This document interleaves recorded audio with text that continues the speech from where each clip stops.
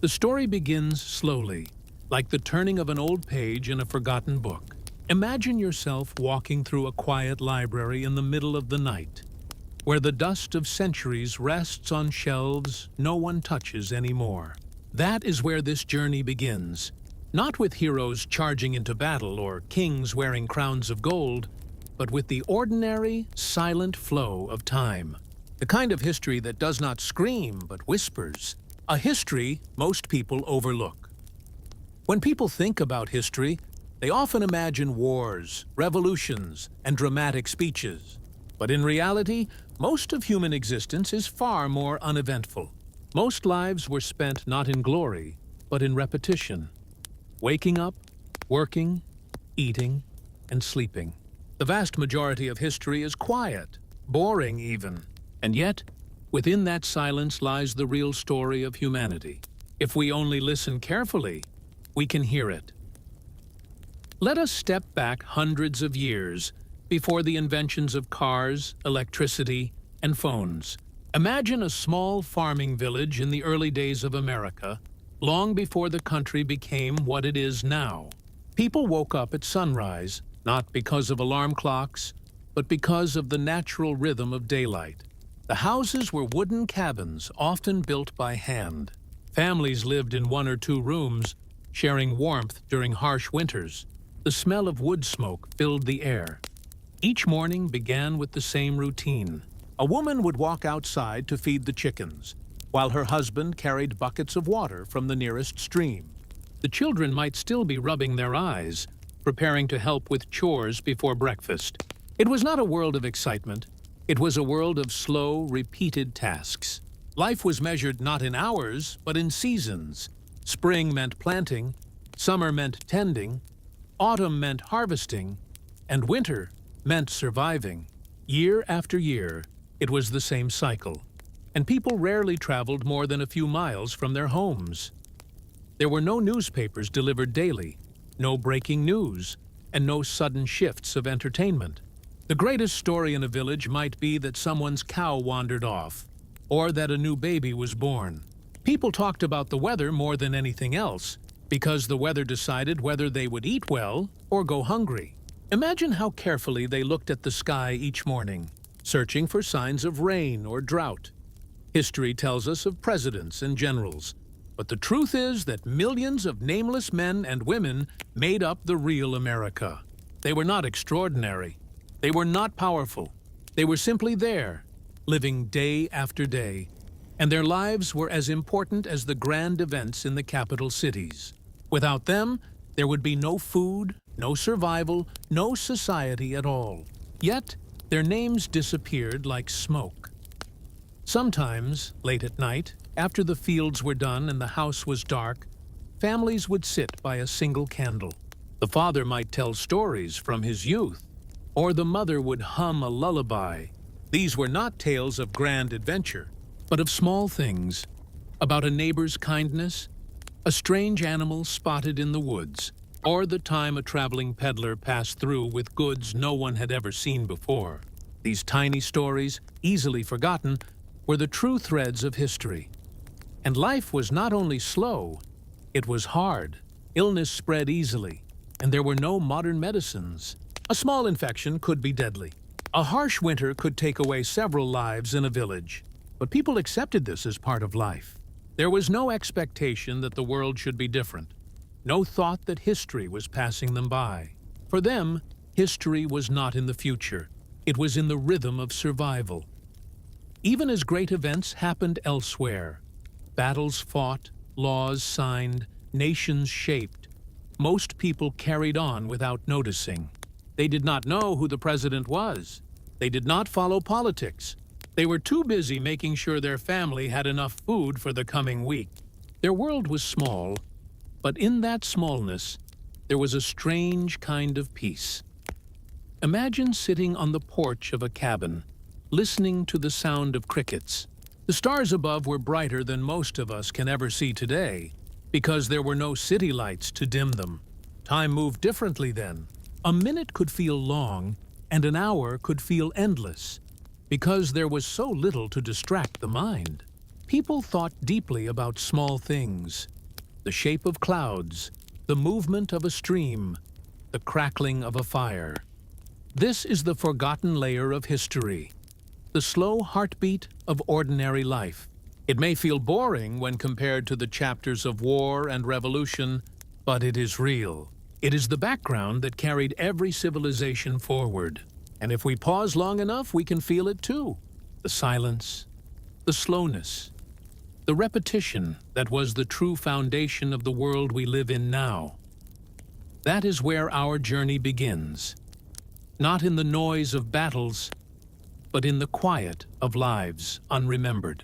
For it is within the boring, the repetitive, the ordinary, that the real story of history hides. The slow rhythm of life in the early villages was not unique to one place. It stretched across the growing settlements of early America, where people were scattered, connected by dirt paths, and by the knowledge that they shared the same quiet struggles. If you try to imagine the scene, picture a cluster of wooden houses surrounded by fields, the sound of animals carried through the air, roosters crowing at dawn, the creak of wagon wheels as someone made the long journey to a nearby town, or the steady rhythm of a blacksmith hammering iron in a small shed. Time moved differently here. A trip to town was not a daily routine, but a rare occasion, sometimes only once a month. Towns were small gatherings of a few shops, a general store, a blacksmith, perhaps a tavern where news trickled in. News itself was old by the time it arrived, carried by travelers who repeated stories they had heard days, weeks, or even months before. Imagine hearing about a political event in the capital only after seasons had passed. For most, it barely mattered. Their lives were not shaped by laws written far away, but by the soil beneath their feet and the weather above their heads. Daily life revolved around necessity. Men rose before the sun, preparing tools, fixing fences, or guiding plows pulled by oxen. The soil was heavy, and the work was endless. Fields had to be cleared of rocks by hand. In summer, the heat pressed down while insects swarmed, but there was no stopping. Food for the family, and sometimes the entire community, depended on the harvest. Women's work was just as relentless. They tended to children, cooked meals over open fires, preserved food for the winter, washed clothes by hand, and mended whatever was torn. Nothing was wasted. Every scrap of cloth could be turned into something useful. Every jar of preserved fruit was a promise against hunger in the cold months. The children had no easy childhood by modern standards. They played, yes, but they also carried heavy responsibilities. A boy might be sent to watch the fields or fetch water from a distant stream. A girl might learn to churn butter, sew, or carry wood. Their education, when it existed, was often in the form of a one-room schoolhouse, where one teacher taught children of all ages together. The lessons were simple: reading, writing, arithmetic, and sometimes scripture. There were no distractions, no glowing screens or rushing cars, only the scratch of chalk on a board and the rustle of pages. Religion often formed the center of community life. On Sundays, families would travel, sometimes for hours, to gather in a small wooden church. The services were long, the benches hard, and the sermons serious. But for many, this was not only about faith. It was the one time in the week when people saw others beyond their own household. Conversations after church became small social events, where families exchanged news about crops, illnesses, marriages, or births.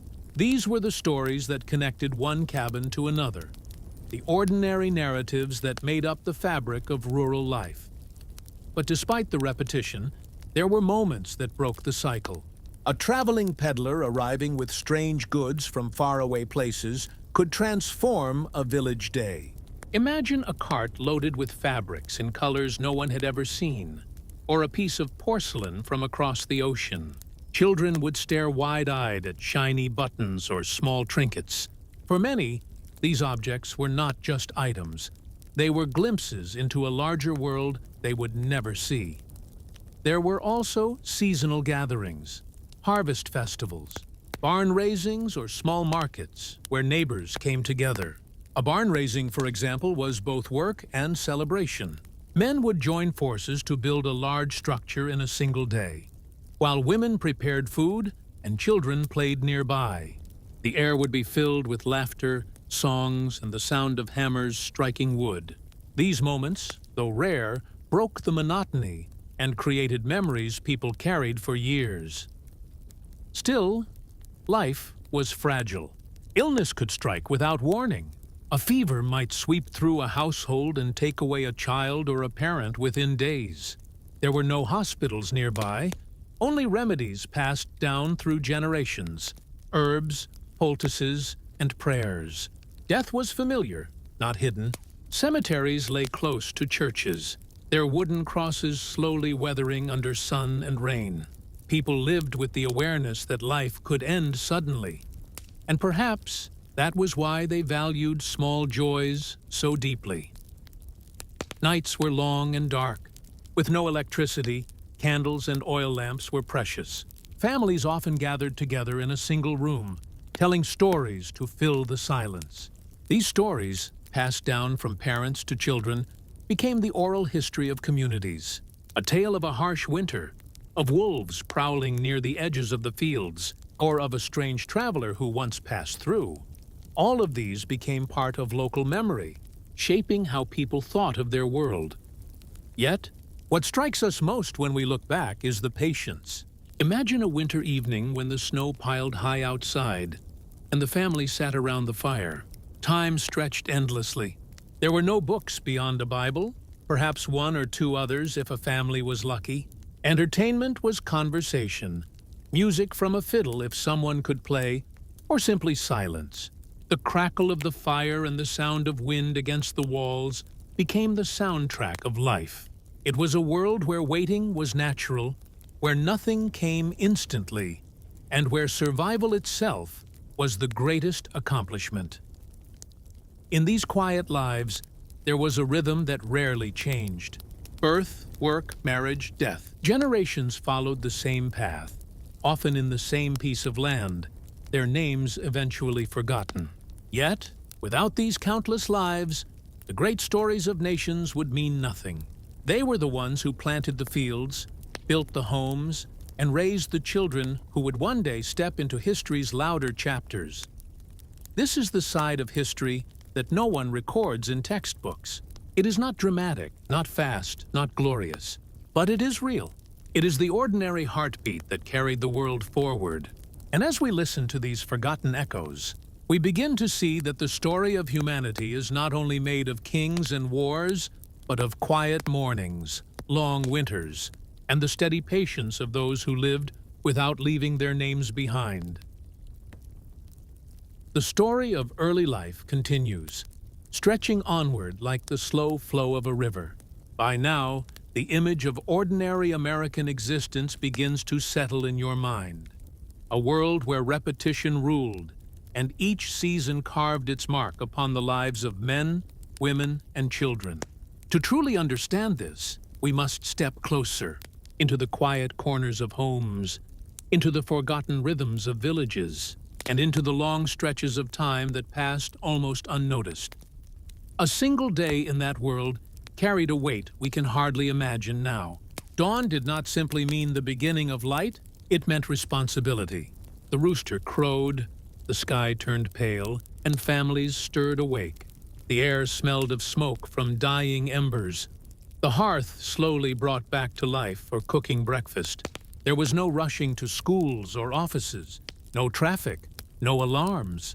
The day began with chores. Chickens needed to be fed, water needed to be drawn, fires needed to be stoked. Each movement was a preparation for survival. Meals themselves were simple: cornbread, porridge, or preserved meat. Fresh food was rare outside harvest time, and most diets repeated the same few staples. Imagine eating the same bread day after day, the same salted pork or beans, until a new season finally offered something different.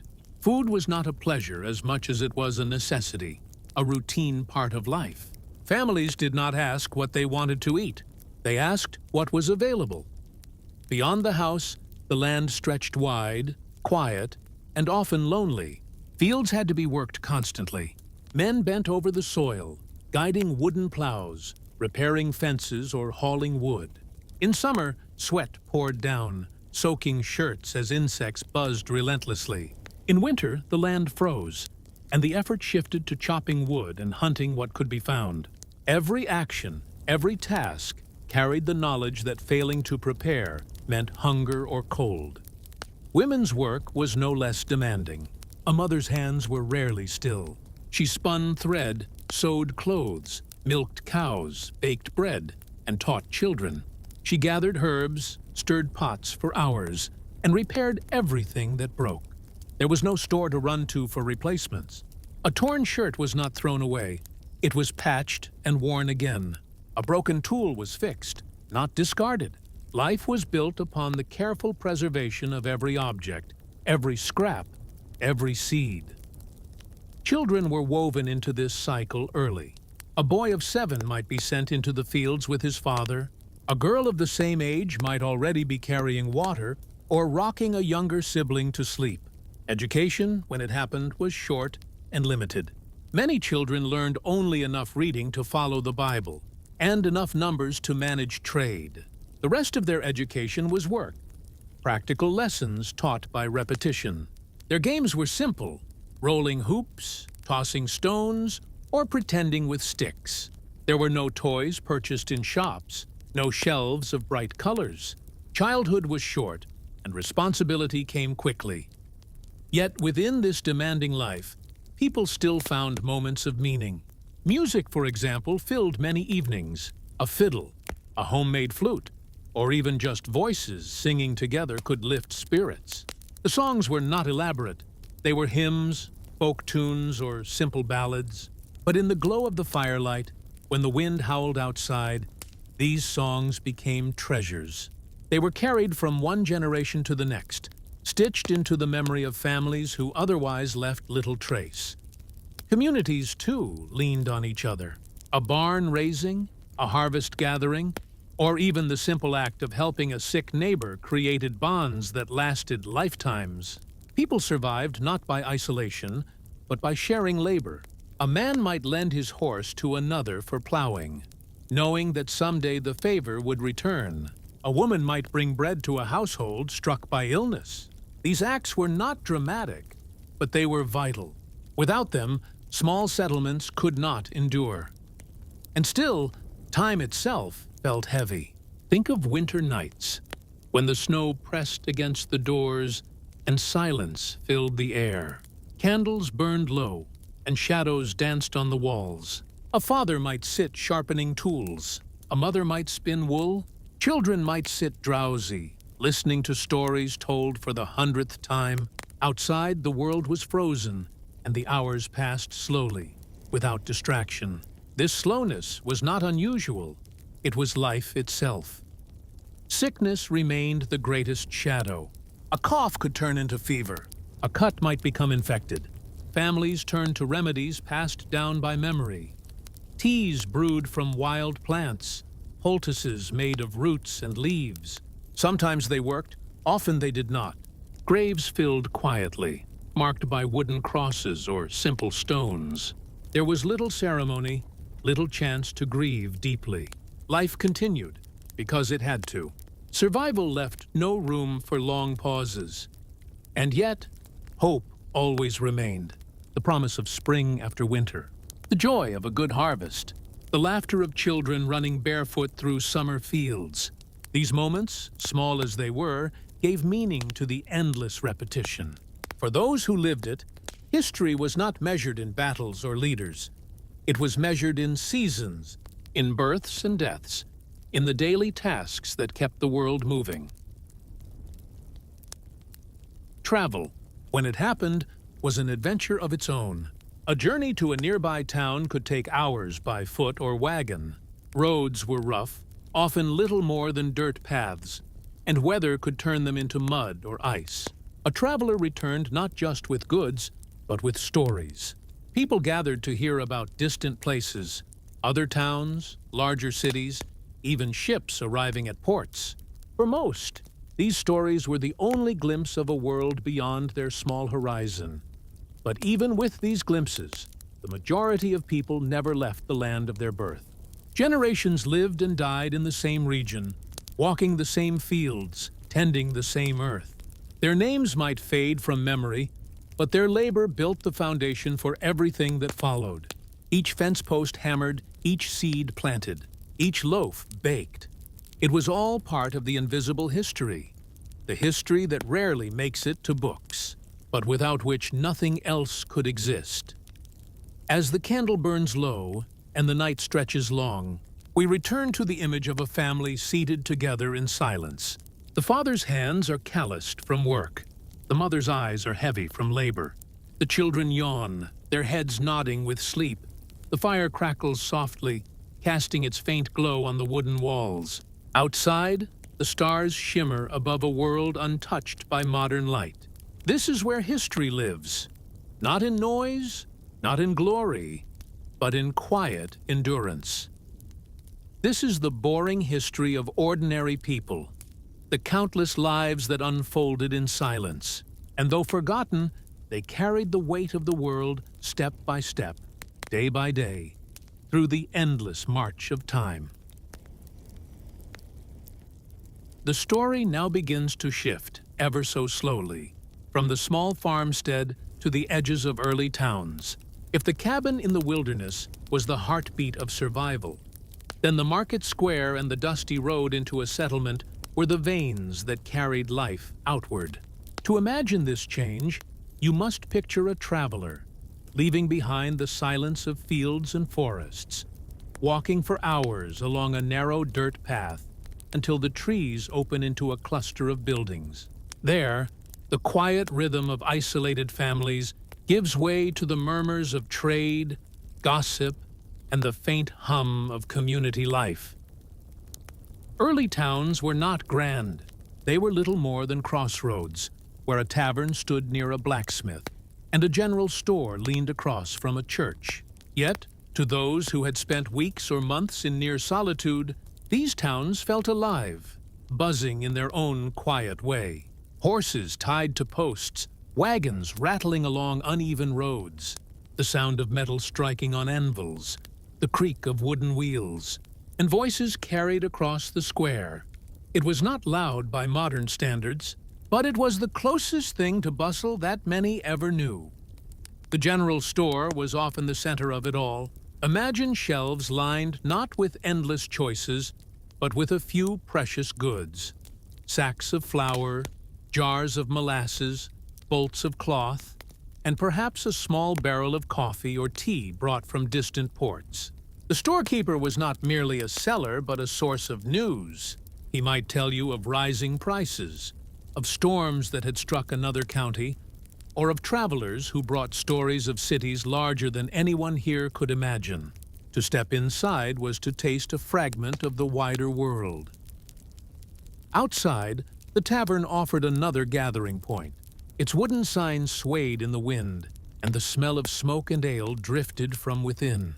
Farmers and tradesmen sat together on rough benches, their voices low, their stories long. A man might recount the difficulty of plowing rocky ground.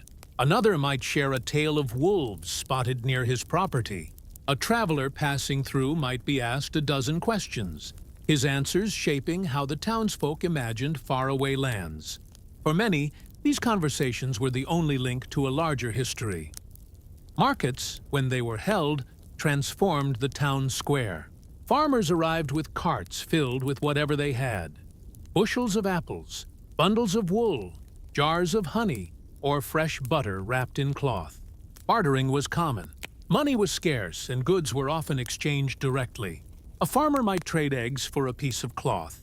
A shoemaker might fix a harness in return for bread. Every exchange was simple, practical, and yet filled with a sense of importance.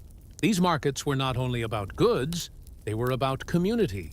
People saw one another, shared their struggles, and carried back news to the solitude of their farms. Children in towns lived a slightly different rhythm from those in isolated cabins. They might walk to a one-room schoolhouse, where the smell of chalk and ink filled the air. Boys and girls of all ages sat together, their slates balanced on their laps, while a teacher, often young, sometimes barely older than the eldest students, led lessons. Reading, writing, and arithmetic were the focus, with scripture at the core of much of their education. For many children, school was not about future ambition, but about learning just enough to read a letter, record a transaction, or follow the words of a hymn. The blacksmith's forge stood as a vital heartbeat of the town. Sparks flew as iron bent beneath the hammer, shaping horseshoes, nails, and tools. Each strike of the hammer carried a rhythm, echoing across the dusty streets. To watch the blacksmith was to watch strength turned into necessity. Without his labor, wagons would stall, plows would break, and travel itself would halt. Religion remained the anchor. The church stood at the center of many settlements, its bell calling families from miles around. On Sundays, the town filled with wagons as families gathered for worship. The sermon was stern, the benches uncomfortable, but the gathering mattered as much as the words. Children saw other children. Women shared quiet talk. Men discussed crops and weather. These weekly gatherings stitched together the fabric of communities that otherwise lived apart. And yet, even here, time moved slowly. Days stretched long. A man might spend hours repairing a wheel. A woman might carry laundry to the river, scrubbing each garment by hand until her arms ached. Children might chase each other in the dust of the street, their laughter carrying on the wind. The pace of life was deliberate, without the rush of machines, without the constant interruptions of news or clocks. The sun and the seasons remained the only masters of time. Festivals, when they came, broke this rhythm. A harvest celebration might bring music, dancing, and feasts of roasted meat, fresh bread, and pies. Lanterns glowed as fiddles played, and the townsfolk allowed themselves, for one night, to forget the weight of labor. These gatherings, rare as they were, gave people something to remember during the long, quiet winters. A child who danced barefoot in the square, or a man who sang loudly after too much ale, would become a story retold for years. Travelers brought with them not only goods, but also whispers of change. Stories of larger cities, where buildings rose taller than trees. Tales of ships crossing the ocean, bringing strange items and strange people. For many in these towns, such stories seemed like fables. Their own lives were too simple, too small, to imagine such vastness. Yet slowly, piece by piece, the outside world pressed inward. A new tool, a new road, a letter from a relative who had gone farther than most would ever go. Each carried the hint that time was moving, even if the village itself seemed unchanged. But for most, the rhythm remained steady. The day began with labor, continued with trade, and ended with families gathered around dim lamplight. A child might write his letters by flickering flame. A mother might rock her infant as the wind howled outside. A father might check the lock on the barn before turning in. Night fell heavy, and stars filled the sky, brighter than we can imagine now. This was the quiet pulse of early towns. Not loud, not fast, not grand. Just ordinary lives, repeating their duties, building communities brick by brick, season by season. From these slow foundations, the future would grow. But for those who lived it, history was not rushing toward change. It was simply today, followed by tomorrow, followed by another day just the same. And so, the story continues, through cabins and fields, through markets and churches, through the forgotten rhythm of time that shaped not just a few, but millions of ordinary lives. The market town had already become a familiar place, yet as the years drifted onward, its rhythms grew ever more predictable, weaving themselves into the slow tapestry of daily existence. A person could walk its narrow streets on a crisp morning and know exactly what they would find. Carts lined up in their accustomed places, shopkeepers leaning against their door frames in the same unhurried manner, children darting between stalls with baskets half filled with apples or potatoes. Nothing truly dramatic shifted from one season to the next, and yet the people who lived there found a quiet comfort in that very sameness. By the time dawn stretched across the rooftops, the bakery's warm scent was already rising into the cool air. Loaves of bread, round and crusty, sat in neat rows by the window. Farmers from nearby villages arrived with carts loaded with sacks of flour or bundles of hay. They tied their horses to the posts near the well, exchanged the usual greetings, sometimes a brief nod, sometimes a polite word about the weather. The conversations rarely strayed beyond the familiar. Whether the harvest would be bountiful, whether the frost would come early, whether the cows were producing enough milk. These words were spoken not because they needed answers, but because they kept the air alive with a sense of belonging. Children often lingered near the stalls, their pockets light, but their curiosity heavy. They fingered buttons, marbles, or pieces of colored cloth that merchants displayed on wooden boards. The shopkeepers rarely minded. It was known that these children might return years later, grown into customers who would buy flour by the sack or fabric by the yard. Patience was a form of investment, and in such a slow-moving place, investments took the shape of time and familiarity rather than coins or contracts. At midday, when the sun hung lazily above, women with baskets balanced against their hips gathered at the well. Their voices rose softly, carrying across the square. Discussions about illnesses, recipes, marriages that were whispered about but never confirmed. One woman complained of her aching joints. Another described a method for keeping moths from eating at woolen garments, while yet another recounted how her cousin's family in a faraway village had survived a harsh winter by grinding acorns into meal. These were not secrets, not dramatic revelations, but the gentle stitching of community memory. The tavern at the corner provided another kind of center.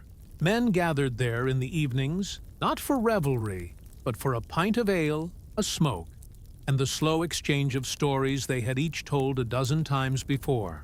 One spoke of the time a fox broke into his henhouse. Another described how his father once walked 30 miles to fetch medicine for a sick child. These tales, retold again and again, lost nothing in repetition. If anything, they grew sturdier, like stones polished by countless waves. Travelers occasionally appeared, peddlers with trinkets from cities, a tinker with new pots, or once in a rare while, a man on horseback bearing letters sealed with wax.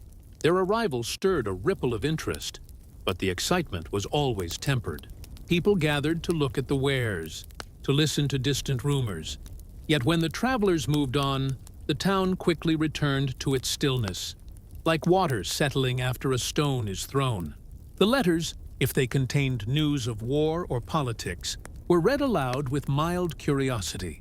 Few felt the tremors of those far-off events. After all, crops still needed planting, cows still needed milking, and bread still needed baking. The world beyond might shift, but here, the ground remained steady. There were festivals, of course, though even these were subdued compared to the noise of larger cities. The harvest fair brought together farmers with their best produce, children with simple games, and neighbors who laughed in soft tones rather than roared in delight.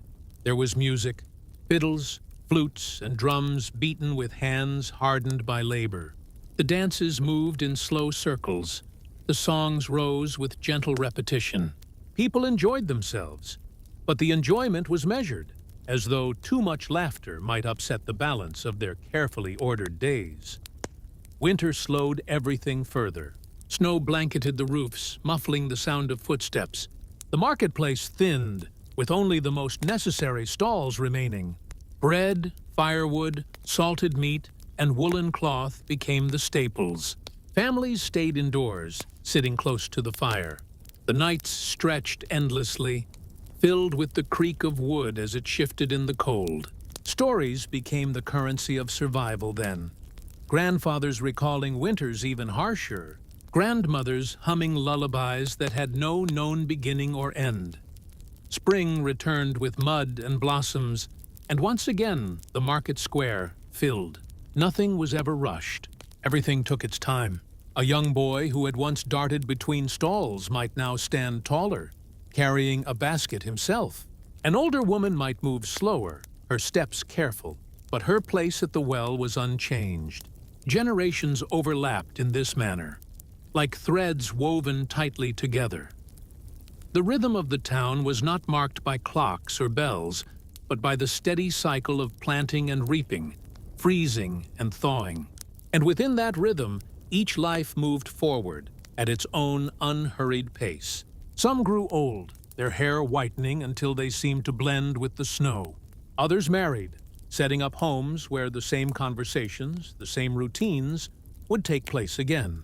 Nothing was spectacular, and nothing was forgotten either.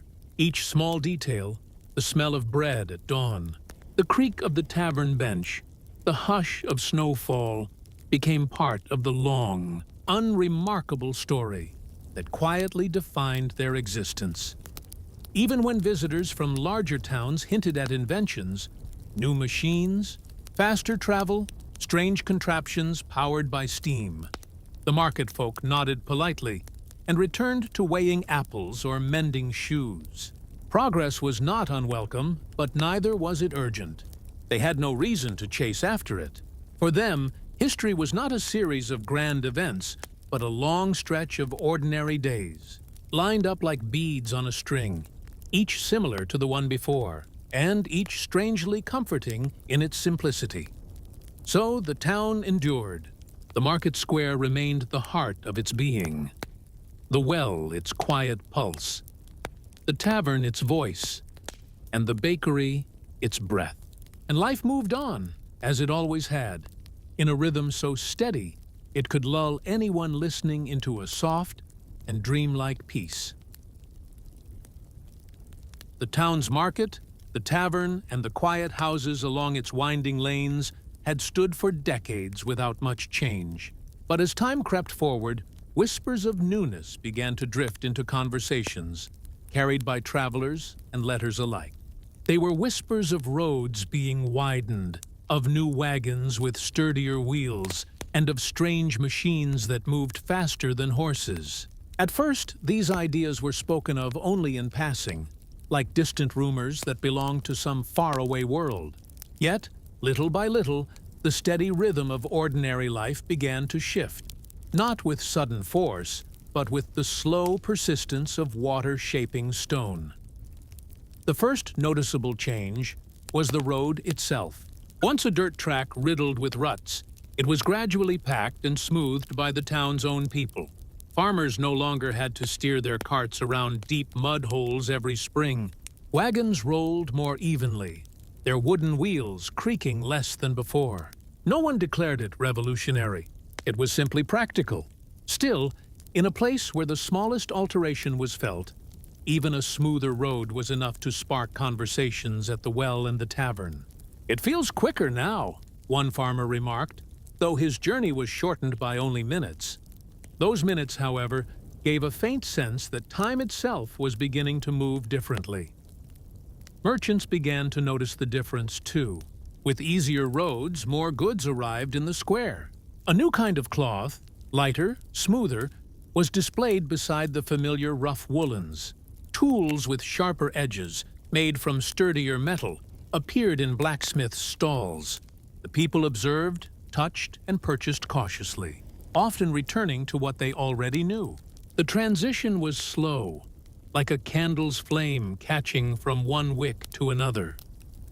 The tavern, once a place for repeating old tales, now occasionally hosted conversations about the rails. Men had heard that in larger towns, rails of iron were being laid across the ground, and along those rails moved great machines powered by steam. They did not call it a train yet. Some said the iron horse, others said the smoke engine. Most had never seen such a thing and could not imagine it. A few laughed at the idea, saying no machine could match the strength of a horse or the endurance of an ox. Still, the thought lingered. Letters that arrived bore stamps and seals that looked different from before. They traveled more swiftly now, carried by couriers who seemed to make their rounds with surprising regularity.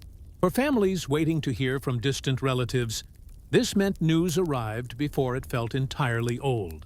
The letter was written only 2 weeks ago, someone would say with amazement, rather than the month or two that once separated words from their arrival. This shrinking of distance did not shake the foundations of the town, but it nudged its edges, making the world beyond feel slightly closer. Young men, especially, were restless under these changes. While their fathers were content to plant, harvest, and sell at market, the younger generation looked at the roads, the rumors of rails, and the faster letters, and saw a possibility. Some spoke of traveling to the city to learn trades. Others dreamed of joining the crews laying down iron tracks across open fields. Their voices buzzed with eagerness at the tavern, only to be met with the slow shake of older heads. The land has always been enough, the elders reminded them. Yet it was clear that not everyone agreed. Despite this, the heart of the town remained slow. Even as new wagons with iron rims rattled through, the bakery still filled the air each morning with the same warm scent. The well still gathered its circle of women with baskets, their conversations circling back to illnesses, recipes, and the habits of neighbors. Children still darted between stalls, though now they occasionally carried small trinkets brought from larger markets. Buttons that shone a little brighter, ribbons dyed in colors not seen before. These subtle touches of novelty were folded seamlessly into the old patterns of life. Winter continued to press down each year with its muffled silence. Fireplaces crackled, windows frosted, and families gathered close. But even indoors, conversations hinted at the changes creeping in. One neighbor told another that his cousin had ridden on a stagecoach that covered miles in a fraction of the time. Another mentioned hearing about newspapers arriving faster, carrying stories of places most here would never visit. "The world is getting smaller," someone whispered, though no one could quite explain what that meant. Spring thawed the land, and with it came more travelers, more wagons, more whispers. The square seemed busier, though not chaotic. People were cautious about embracing too much at once. A new plow arrived one season, with blades shaped differently. Farmers tested it in their fields, watched carefully, and slowly admitted it turned the soil more easily. Others soon followed, though many still clung to their older tools. Change came like a shadow lengthening with the setting sun. Slow, inevitable, but almost unnoticed until it was fully there. Children growing up in these years accepted the small innovations as normal. To them, smoother roads, quicker letters, and brighter ribbons were not remarkable. They were simply life. For their parents and grandparents, however, every small shift carried weight. The memory of harder roads, of months-long waits for news, lingered in their bones. They measured each new arrival against the world they once knew, often with a mix of curiosity and reluctance. By evening, when lanterns glowed in the tavern and smoke curled from chimneys, the people reflected little on how much had shifted. To them, the rhythm of daily life was still the same. Bread at dawn, market at midday, fire at night. Yet beneath the surface, time was quickening.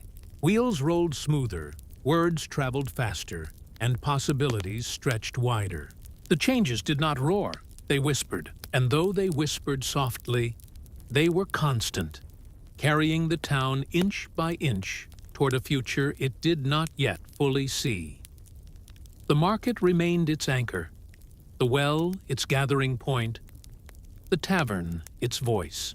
But now, alongside the familiar hum of ordinary life, there was the faint hiss of something new approaching. Slow, steady, inevitable. The first iron tracks arrived quietly, stretching their metallic fingers across the landscape like the veins of some great, sleeping creature. At first, only a few townsfolk noticed. A distant whistle, faint against the wind, carried across fields where farmers plowed and children chased chickens. Horses neighed nervously at the sound. Dogs barked. And the people, who had lived for generations with the steady rhythm of wagon wheels and the soft creak of wooden doors, paused to listen. It was the beginning of a transformation, though few could see it yet. The tracks lay flat against the earth, straight and purposeful, cutting through forests, fields, and streams. Surveyors walked along, measuring, marking, and planning, their boots crunching on dirt while the sun rose behind them. The sight of men with levels, ropes, and flags drew curious villagers. They watched silently from a distance, unsure whether to approach, wary of the strange precision and the strange purpose behind these new lines. The local blacksmith noticed first how the tracks might change his own work. "They'll need wheels strong enough for these iron beasts," he muttered to his apprentice, squinting toward the horizon where the tracks ended in the unseen distance. The apprentice nodded, barely understanding but eager to learn.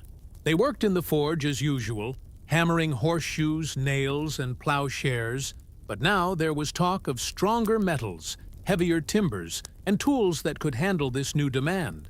Even the rhythm of the hammer on iron seemed to quicken, as if responding to the distant clatter of machines yet unseen. Children ran to the edge of the woods to watch the surveyors, imagining wild stories of monsters or giants traveling on invisible rails. Some were told that the iron horse could carry people faster than any horse ever could. Others said it would bring goods from cities they had only heard about in stories, fabrics finer than anything at the market, spices that smelled of foreign lands, or perhaps even strangers who spoke strange words. Parents cautioned their children to stay back. "It's just work," they said. But curiosity lingered in the eyes of every young face. Weeks passed, and the rails stretched further. The townsfolk began to anticipate the arrival of the first engine, though no one knew when exactly it would come. Bakers kept their ovens warm, blacksmiths tested new iron fittings, and merchants stacked goods in preparation. The sound of hammers, saws, and shouting laborers filled the air. Children tried to imagine what it would feel like to ride a machine powered by steam rather than muscle. Finally, the day came when the first engine appeared on the horizon.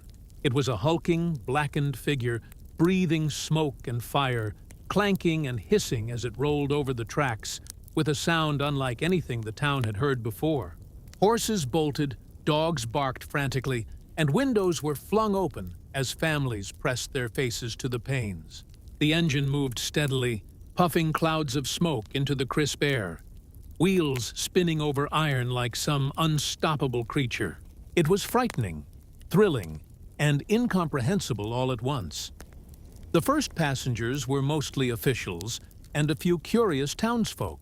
The engine hissed and shuddered, belching smoke, while the carriages behind it rattled over the iron. People watched with awe and a quiet fear. Children held their parents' hands tightly, leaning forward with eyes wide. The sound was relentless yet rhythmic, a pounding that seemed to echo through their chests. Some said it shook the very ground. Others swore it was like the heartbeat of the future itself, strong and inexorable. For the townsfolk, this was more than technology. It was a symbol. The world they had known for generations, built on horses, oxen, and slow wagons, was beginning to change. Fields no longer seemed isolated. Markets were suddenly closer. Goods arrived faster, letters traveled more quickly, and the distance to neighboring towns shrank. Where before news took weeks or months, now it could arrive in days. Conversations at the well and the tavern shifted from the mundane repetition of weather and crops to speculation about where the iron horse would appear next, what it would carry, and who might ride upon it. The blacksmith's forge, once a quiet rhythm of metal and sweat, now hummed with urgency. He made stronger fittings, repaired wagons, and prepared iron components that would attach to the rail cars. Apprentices worked harder, learning faster, though always under the patient eye of the master. Even the rhythm of daily labor quickened imperceptibly, in step with the metallic heartbeat of the new arrival. Children began to dare closer to the tracks, though adults warned them repeatedly of the danger. They watched as workers laid down ties and spikes, as hammers rang sharply in the morning sun. Dust rose around them, mixed with the acrid smoke from the engine's firebox. It was a world full of noise, movement, and unfamiliar smells. And yet, there was wonder, a sense that they were seeing something history had never shown before, something that would be remembered long after the small, wooden town faded from memory. The arrival of the train also brought subtle social changes. Merchants could bring in goods from distant cities, introducing fabrics, tools, and foodstuffs never before seen. Bakers experimented with new recipes using ingredients transported from faraway places. Families received letters and parcels faster, and news arrived at the tavern with less delay. Slowly, the rhythm of life, once measured entirely by the seasons, began to incorporate the cadence of the iron horse. Still, much remained the same. Bread was baked in the morning, chores still required sweat and effort, and children still played near the edges of the square.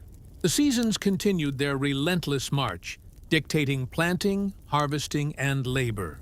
Yet, beneath the surface of ordinary life, the pulse of the town quickened.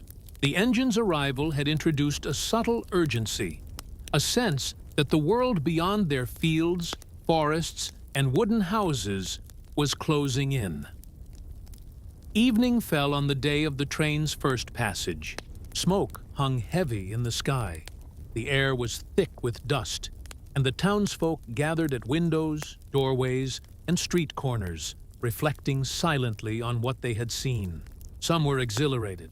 Others were uneasy, uncertain how to reconcile this roaring machine with the slow, patient world they had known. But all were aware, in some quiet, unspoken way, that nothing would ever be quite the same again. The night that followed was still. Families gathered close to their fires, recounting the day's events in low tones. Children spoke in whispers about the machine that traveled faster than horses. Adults debated its potential, and elders nodded, recalling days when news traveled at the speed of a horse's hoof. Outside, the tracks gleamed faintly in the moonlight, lying straight and true, a metallic promise that history was moving forward, inexorably, whether anyone was ready or not. And so, the quiet town began to fold the iron horse into its life, step by step, day by day. Its presence was not sudden, not chaotic, not terrifying in the long term, but it was profound.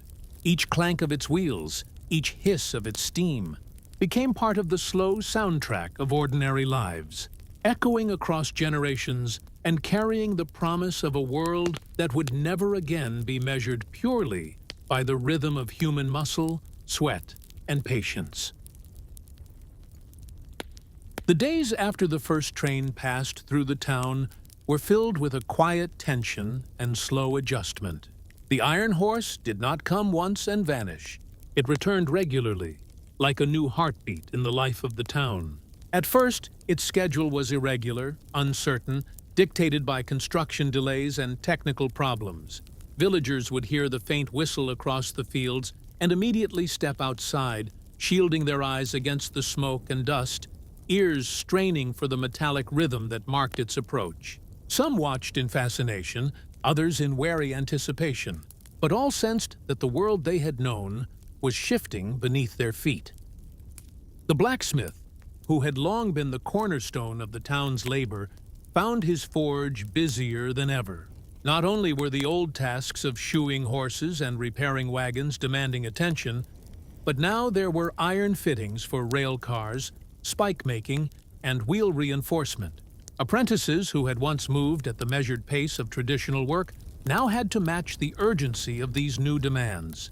Each hammer strike echoed with purpose, each spark flying from the anvil a tiny signal of the town's adaptation. Merchants, too, were learning. Their shops began to stock goods that had once seemed unimaginable. Spices from faraway lands, fabrics of brilliant color, tools of intricate design, all arrived regularly, unloaded from the train, transported with carts and strong backs into the town square. Shopkeepers carefully displayed these items, explaining their use to curious townsfolk. Some were eager to buy, marveling at the novelty. Others hesitated, clinging to the familiar goods they had always relied upon. Slowly, however, the flow of new products reshaped habits, introducing small conveniences and luxuries into lives previously governed only by necessity. The market square itself felt transformed. On days when the train passed through, carts and wagons filled with goods from distant cities lined the streets.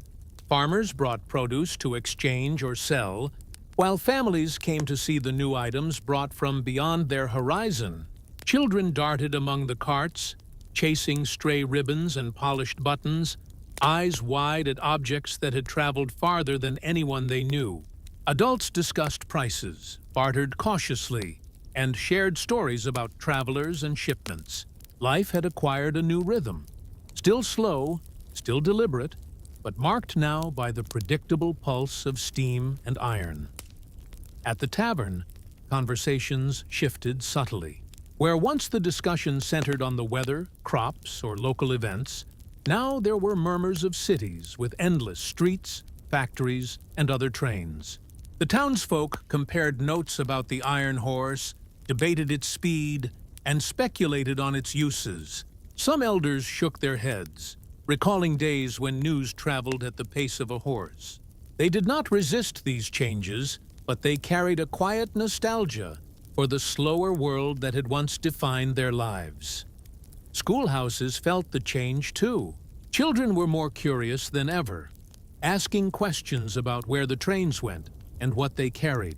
Teachers, sometimes at a loss, explained what they could, often using maps sketched on blackboards. The young generation could now imagine a world beyond their fields, their forests, their familiar lanes, while the lessons themselves remained simple. Reading, writing, arithmetic.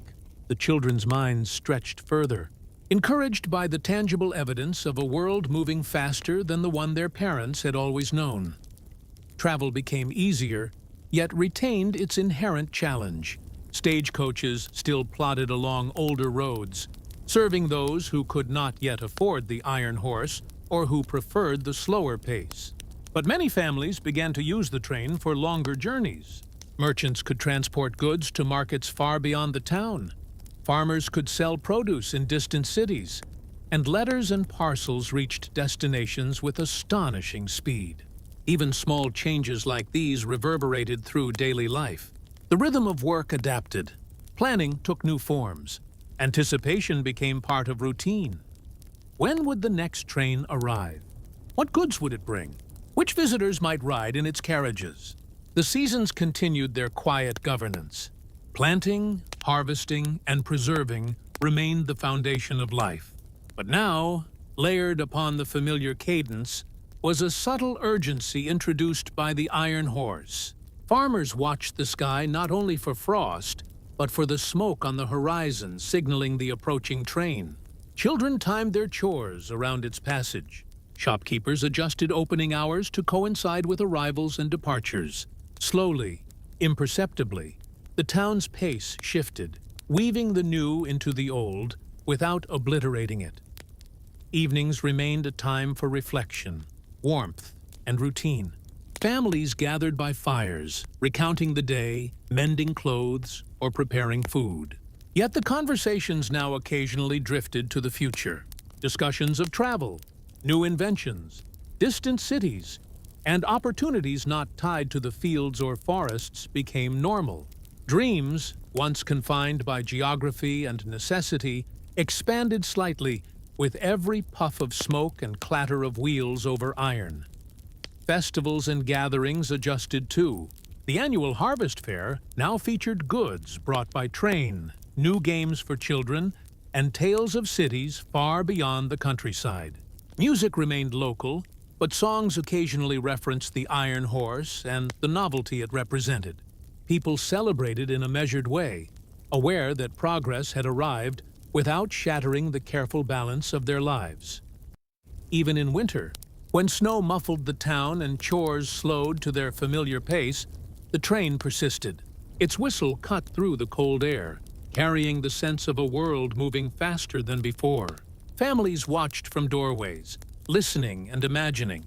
Some still approached the well, sharing advice or gossip. But now their words included speculation on arrivals and departures, innovations, and what might come next. Through these subtle transformations, the town endured. The market remained its heart, the well its gathering point, the tavern its voice, the schoolhouse its mind, and the blacksmith's forge its backbone. Yet each of these centers adapted. The rhythms of labor, social life, and daily routines incorporated the Iron Horse without losing the essence of their former simplicity. The old patterns persisted, yet were quietly reshaped by the pulse of progress. Children who had once thought only in terms of fields and forests now imagined a future of travel and movement. Adults balanced tradition and adaptation, labor and curiosity, routine and opportunity. The Iron Horse had arrived, and while it did not roar through the town with chaos, it had woven itself into the fabric of life, creating a quiet revolution. The townspeople did not feel the change all at once. It accumulated slowly, day by day, like sunlight moving across the square. And so, life continued, ordinary yet transformed, familiar yet touched by something new. Seasons dictated planting and harvesting. The bakery filled the air with its scent each morning. Children played in streets still dusty and sunlit, and families gathered in the evening by firelight. But beneath it all, a new pulse ran through the town. The clatter of wheels over iron, the hiss of steam, the whistle on the wind. It was the sound of a future arriving, steadily, patiently, and inevitably. The quiet town, rooted in tradition and simplicity, had found a way to endure while accepting the presence of the Iron Horse. Change had entered gently but persistently, marking a subtle shift in rhythm, perspective, and imagination. Life would never again be measured solely by muscle, sweat, and the slow passage of seasons. Yet, in the continuity of bread baking, children playing, and neighbors gathering, the town retained its soul, proving that even in the presence of progress, ordinary life could persist, quietly, profoundly, and steadily forward. As the town settled into its new rhythm, the interplay between the old and the new became more apparent. The fields surrounding the town remained largely unchanged, with farmers tending crops, mending fences, and caring for livestock as they had for generations. Yet, in the distance, the iron rails stretched further, connecting their isolated settlement to towns, cities, and distant markets in a way that had once seemed impossible. The arrival of the train had not only accelerated the movement of goods and people, but had also altered the aspirations of those who lived along its route. The younger generation, especially, began to see a world beyond the horizon. Sons who had once expected to inherit plows and barns now dreamed of trade, travel, and learning trades that had previously been beyond imagination. Daughters, too, learned of possibilities beyond domestic labor. Some sought education, others hoped to teach or manage small businesses alongside their families. Education became more important than ever. The schoolhouse, once a simple place to learn reading, writing, and arithmetic, now buzzed with the curiosity of children who wanted to understand maps, letters from distant relatives, and even the principles behind the Iron Horse itself. Teachers found themselves answering questions they could barely anticipate, drawing diagrams on chalkboards to explain how steam engines could move carriages at speeds faster than any horse. Meanwhile, commerce began to evolve in subtle ways. The market, once a purely local affair, started to include items from neighboring towns and cities. Fabrics in new patterns, tools of foreign design, spices that carried scents never smelled before, and simple mechanical devices appeared on the stalls. Farmers began to experiment with trading beyond their usual buyers, sending butter, eggs, wool, and grain on trains to distant towns. The flow of goods, though still modest, hinted at a broader economy forming. Families who had once relied exclusively on their own production or barter were beginning to understand the value of wider trade networks. The blacksmith's work also evolved. Not only were horseshoes, nails, and plows needed, but now stronger iron fittings for wagons and rail cars were in demand. His apprentices learned new skills to manage the influx of work, including repairing iron wheels, assembling components for small carriages, and even occasionally assisting in the maintenance of the rail lines themselves. The forge became a bridge between the town's traditional labor and the demands of the expanding, modernizing world. Sparks from the anvil seemed brighter, sharper, as if reflecting the change in both craft and community. Social life in the town also reflected these subtle shifts. Taverns, once places for repetition and comfort, now hosted discussions about distant cities, trade opportunities, and innovations being tried elsewhere. Families who had never imagined travel beyond the county boundaries began to save, plan, and imagine excursions via the Iron Horse. The well continued to be a gathering point for women, but their conversations included news from cities, updates from relatives who had moved, and discussions of new recipes or goods that had arrived via the train.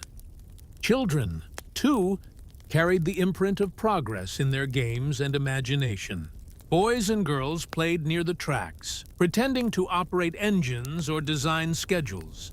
They drew maps of the town and its connections to distant places on slates and scraps of paper. Some carefully folded letters and packages in imitation of what they had seen delivered by the Iron Horse, fascinated by the idea that objects could travel faster than a horse or wagon alone.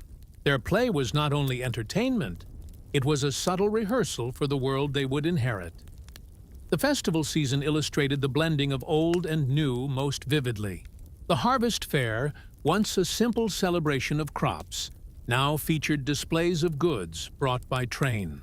Children's games were complemented by demonstrations of new tools, simple mechanical devices, and even a show of the first small rail engine visiting the square. Music continued, but occasionally included new tunes inspired by the distant rhythms carried by travelers. People marveled at how the past and present coexisted.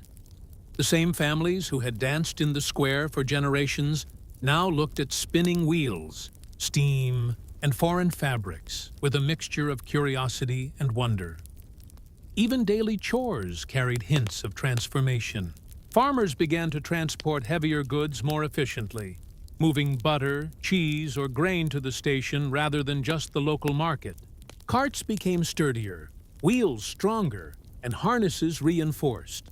Fields were plowed with slightly more sophisticated tools, and barns were expanded to store surpluses that could now be sent further afield. Small changes in labor accumulated slowly, and over time, they began to shift the scale of the town's economy. Yet, the heart of life remained familiar. Bread was baked at dawn, fires were kindled at dusk, and families gathered under the same roofs for meals. Children still ran barefoot in the streets, though now some paused to watch the train or inspect new arrivals. Neighbors visited one another, discussing not only crops but also news from distant towns. The rhythm of seasons, the smell of smoke from chimneys, and the quiet of nights filled with stars were constants, grounding the town even as it adapted to the slowly encroaching modernity.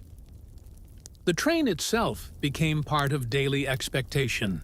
Its whistle was no longer an extraordinary sound, but a punctuation in the town's routine. People timed their activities to its passage. Farmers bringing goods to the station, children finishing chores in anticipation, shopkeepers arranging stalls around the schedule. Even the rhythms of sleep and labor were subtly influenced by the iron horse, integrating progress into life without erasing the past. In these years, small businesses began to emerge. Bakeries experimented with goods bought via the train. Small blacksmith shops expanded services for traveling merchants, and families occasionally rented rooms to visitors arriving by rail. The town, once nearly self-contained, began to participate in a larger economy. Yet, despite these changes, the town retained its core character. Life remained deliberate and measured. People still walked to the market rather than rushing. Families still gathered for meals and reflection, and children still played in sunlit streets. Progress did not overwhelm the familiar. It extended it, quietly expanding the possibilities of daily life. Even as the world outside changed rapidly, the town's identity remained intact. Old neighbors continued their habits. Older generations still remembered the times before the iron horse, and traditions persisted alongside innovation. Yet the foundation had shifted subtly. Commerce, labor, education, and social life all carried the influence of faster connections, broader horizons, and a slightly accelerated pace.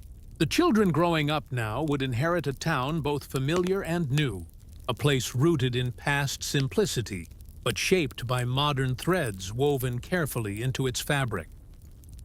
As the days, weeks, and seasons passed, the interplay between the old rhythms and new possibilities deepened. Farmers balanced their crops with occasional trade trips. Blacksmiths managed traditional tasks and new demands. Families shared stories that blended local memory with distant news. Children imagined worlds beyond the hills, inspired by both the iron horse and the letters it carried. Life moved forward, deliberate yet touched by momentum, ordinary yet infused with the subtle excitement of change. The town, grounded in its traditions yet steadily embracing the possibilities brought by technology, commerce, and curiosity, demonstrated a quiet resilience. It endured, adapted, and grew, marking a slow but irreversible transition from the rhythms of pure survival to a life enriched by connection, imagination, and the promise of the wider world. The years passed, and the once sleepy town began to breathe with a different energy. The iron horse, which had once been a novelty, became a regular part of life. Its presence influenced every corner of daily existence, reshaping commerce, labor, and even the imagination of its residents. The market square, which had been a modest collection of stalls and carts, began to expand. Shopkeepers added new counters and shelves, accommodating goods brought not only from neighboring villages, but from distant towns and cities. Barrels of sugar, crates of dried fruits, bolts of fine cloth, and intricate tools filled once empty spaces. Families marveled at items they had only heard about in letters or glimpsed in passing travelers' bags. With the influx of new materials came the need for specialized skills. Blacksmiths, already adapting to the demands of stronger iron fittings and rail-related work, found apprenticeships becoming more structured. Young men and women learned not only traditional crafts, but also mechanical skills, such as assembling small machinery or repairing wagon components designed for longer travel. The forge, always central to the town's rhythm, now hummed with a higher, more insistent cadence. Sparks flew into the twilight, signaling the fusion of old labor with new technology. Education likewise expanded its role. The schoolhouse, once focused on the basic 3 R's, reading, writing, and arithmetic, now included maps, basic engineering principles, and geography lessons informed by letters, newspapers, and travelers' accounts. Children learned about distant cities and the potential of trade and industry, dreaming of careers that might take them beyond the fields and forests that had defined the town for centuries. Teachers worked harder, encouraged by students' curiosity, often improvising lessons to explain the mechanics of trains, the purpose of iron tracks, or the origin of unfamiliar goods arriving at the market. The social life of the town evolved in parallel. Taverns became venues not only for leisure and gossip, but also for discussion of opportunity, trade, and travel. Farmers who once spoke only of the weather, crops, and livestock now debated prices in distant cities or the feasibility of sending surplus goods via the train. Neighbors shared letters and newspapers that carried stories of inventions, industrial expansion, and political developments far beyond the county. Even in casual conversation, a sense of connection to the wider world crept into daily life, transforming small talk into a dialogue about progress and possibility. The Iron Horse itself had changed expectations. Stagecoaches, once the fastest mode of travel, were now seen as slow and limited. Merchants, farmers, and travelers began planning journeys with an eye toward the rail schedule. Deliveries were no longer measured in days or weeks, but in hours. The rhythm of trade adjusted accordingly. Goods were loaded with careful precision, shipments timed for maximum efficiency, and travelers coordinated departures to align with arrivals at the station. The town's routine subtly shifted, incorporating the machine's pulse into the measured cadence of daily life. Small businesses sprouted in response to these new opportunities. Bakeries offered products that used imported ingredients, tailoring recipes to tastes influenced by city goods. Blacksmiths expanded to include minor machinery repairs, catering to traveling merchants and farmers alike. Families rented rooms to travelers, providing modest accommodations for people who arrived via rail and stayed overnight before continuing their journeys. Even women began engaging in entrepreneurial activity, selling homemade textiles, preserves, or crafts to those passing through the town. Yet, amidst this growth, the town retained the rhythms of its past. Fields still required planting and harvesting. Livestock still needed care. Bread was still baked each morning. Fires still crackled in hearths at night, and children still ran barefoot through dusty streets. Life retained a deliberate, measured pace, tempered by the steady pressure of progress rather than overwhelmed by it. The festivals reflected this blend of old and new. Harvest celebrations included both traditional dances and demonstrations of tools or machines newly arrived by train. Children played familiar games alongside displays of new toys and gadgets. Music continued to fill the square, but occasionally included instruments or melodies introduced by traveling performers. Villagers celebrated the harvest with the same quiet reverence as always, but their eyes and imaginations now wandered to the possibilities that had once seemed unimaginable. Commerce increasingly intertwined with modern transportation. Farmers and merchants experimented with sending goods to distant towns regularly. They learned to anticipate market demands, to package and preserve items for longer journeys, and to coordinate shipments with other merchants. The town became a small hub of activity, a node in a network of trade that stretched far beyond its previous boundaries. For the townsfolk, even minor transactions now required consideration of broader connections and potential opportunities. Work in the forge, the bakery, and the market reflected this new complexity. Blacksmiths adjusted tools for greater efficiency. Bakers experimented with recipes and packaging for distribution beyond the town.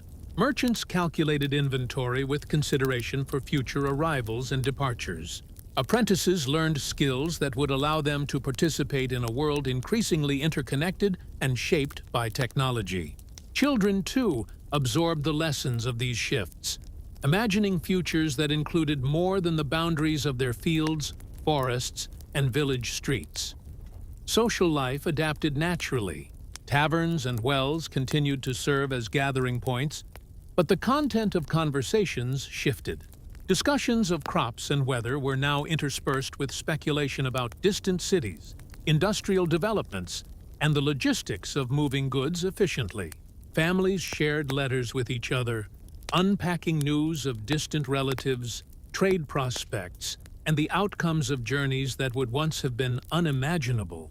Even leisure was tinged with the recognition that life beyond the town was now within reach, if only through careful planning and a willingness to embrace change. The train's schedule became a rhythm woven into the town's daily life. Its approach dictated when goods were loaded or unloaded, when travelers prepared for departure, and when residents planned excursions beyond the county. The Iron Horse had become a new heartbeat, steady and reliable, blending seamlessly with the cycles of work, rest, and celebration. Residents came to depend on its presence, timing activities around its arrival and departure, and imagining possibilities that had once seemed distant or unattainable. Children grew up in a world where both tradition and modernity coexisted. They knew the rhythm of the fields and forests, yet they also understood the pulse of trade, travel, and innovation. Apprentices learned skills that combined old craftsmanship with new technological demands. Young women observed commerce and imagined opportunities to engage in business, education, and creativity beyond domestic labor. The town's identity remained rooted in the familiar, yet its horizons expanded daily. Evening fell on the town, and the streets echoed with the steady sounds of life. The clatter of carts, the chatter of neighbors, the soft whinny of horses, and the distant hiss of a train on iron tracks. Smoke from chimneys mingled with the smell of fresh bread, forging a sensory rhythm that anchored the town even as change flowed through it. Families gathered for meals, children played and learned, and residents reflected on their place in a world both familiar and ever-evolving. The town had become a testament to adaptation. It retained the deliberate pace of its origins while embracing the opportunities brought by technology, trade, and connection. Fields, forests, and markets coexisted with the Iron Horse, blending centuries of tradition with the first glimpses of modernity. Life remained ordinary in its rhythms, yet extraordinary in its potential, a balance between stability and possibility. Even as progress advanced steadily, the town preserved its core character, a deliberate, measured existence shaped by seasons, labor, community, and imagination. The future arrived gradually, carried by wheels, steam, and human curiosity. And within this steady transition, the townsfolk found resilience, continuity, and quiet excitement, a recognition that life could evolve without losing its soul, that ordinary days could embrace the extraordinary without abandoning the past.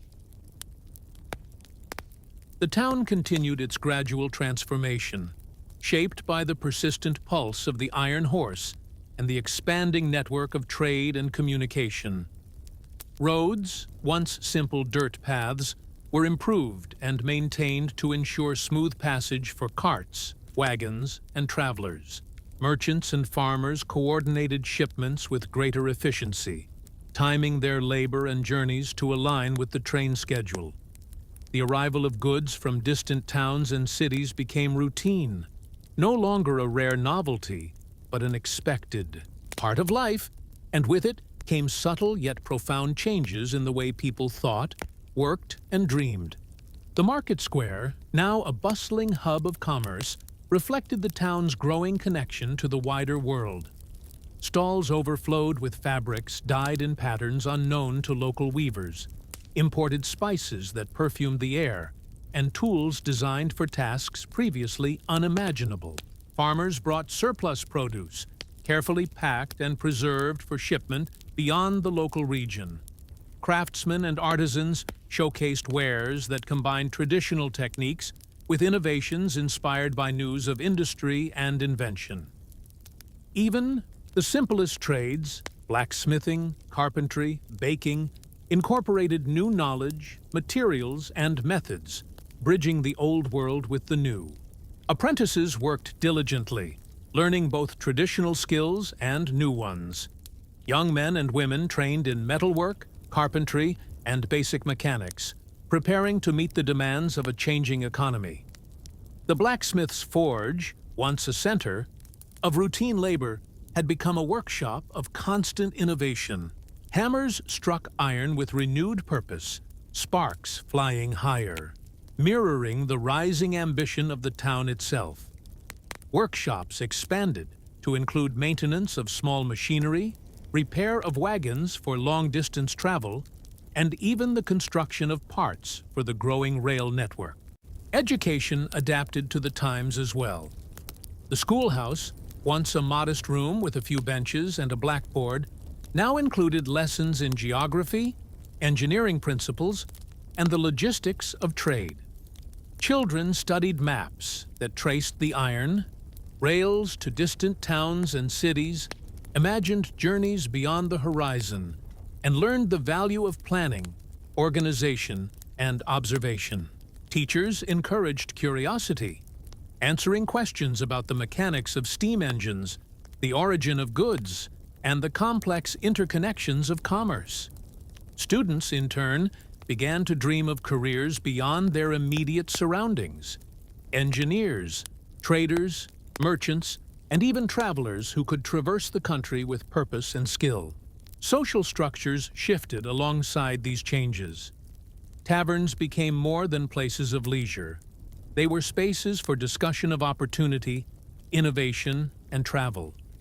Conversations, once limited to weather, crops, and local events, now included speculation about distant cities, industrial advancements, and the logistics of trade networks. Farmers and merchants debated the most profitable routes, the timing of shipments, and the potential of new markets. Women, traditionally confined to domestic labor, began to explore entrepreneurial roles, selling goods, running small shops, or managing boarding rooms for travelers. Their participation introduced new layers of social and economic interaction, expanding the community's collective capabilities. Trade networks extended beyond the immediate region. Farmers experimented with sending produce to towns miles away. Merchants coordinated with distant suppliers, and families considered the possibilities of travel for education, commerce, or simple curiosity. The Iron Horse facilitated these connections, making long distances navigable and reducing the isolation that had defined the town for centuries. Packages and letters, once dependent on the slow pace of horse-drawn conveyances, now arrived in days rather than weeks.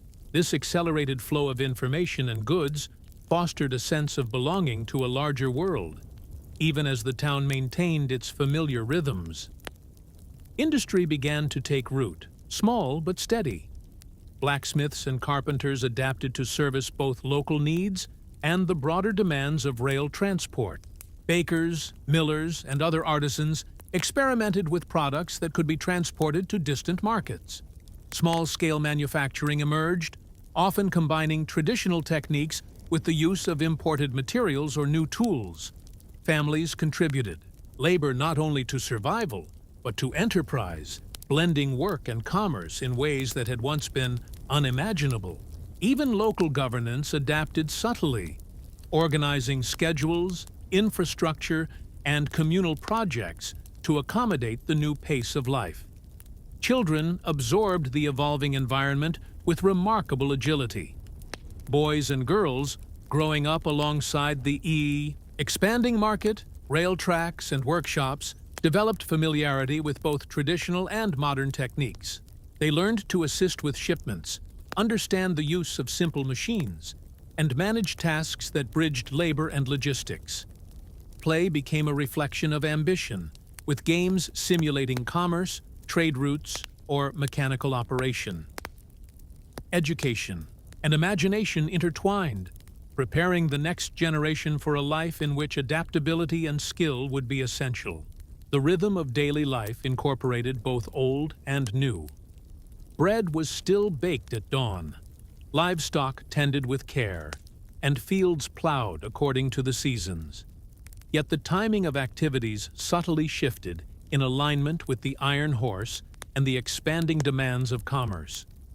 Morning chores, market trips, and school attendance were influenced by arrivals and departures of trains, the delivery of goods, and the schedules of visitors. Life remained deliberate, yet increasingly integrated with the momentum of progress, a balance between continuity and innovation. Community rituals persisted but adapted. Festivals and fairs retained their traditional charm while embracing new opportunities. Harvest celebrations included displays of industrial tools, demonstrations of mechanical devices, and the sale of imported goods.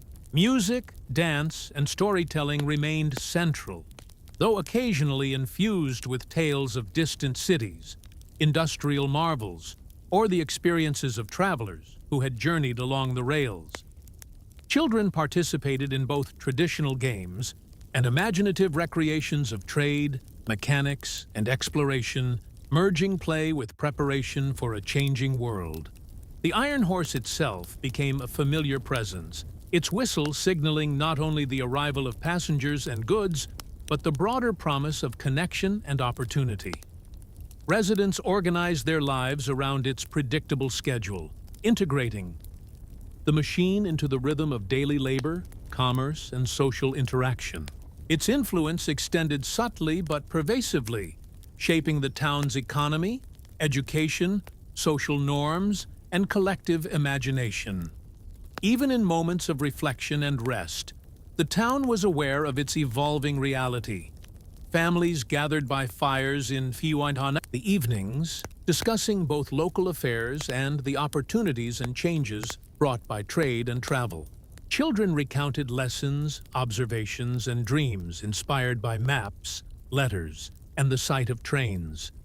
Elders, while remembering a slower past, acknowledged the inevitability of change, guiding the younger generation with advice and caution.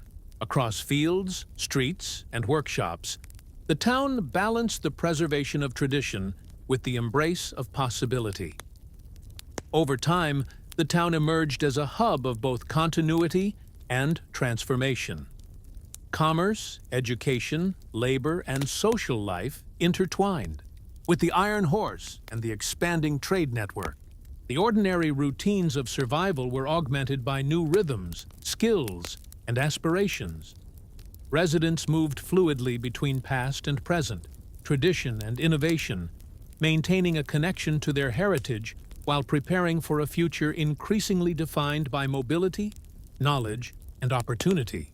By evening, when the smoke from chimneys mingled with the scent of fresh bread and the distant hiss of a train reached the ears of townsfolk, the message was clear. Life had changed irrevocably, yet it retained its essence.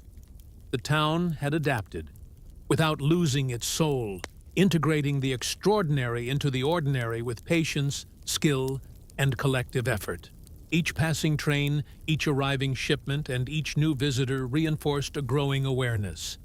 The world was no longer distant, and the town, while grounded in tradition, had entered the larger story of progress, connection, and possibility. The town, once isolated and self-contained, had grown into a hub of activity and anticipation. The Iron Horse, which had once been a novelty, now defined the rhythm of life.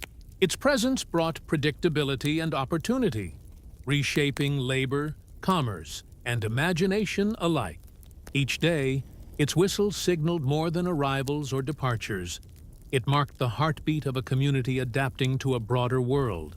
Farmers, merchants, artisans, and families all adjusted their schedules to the train, weaving its cadence seamlessly into the familiar rhythm of life. The market square had become a bustling nexus of trade.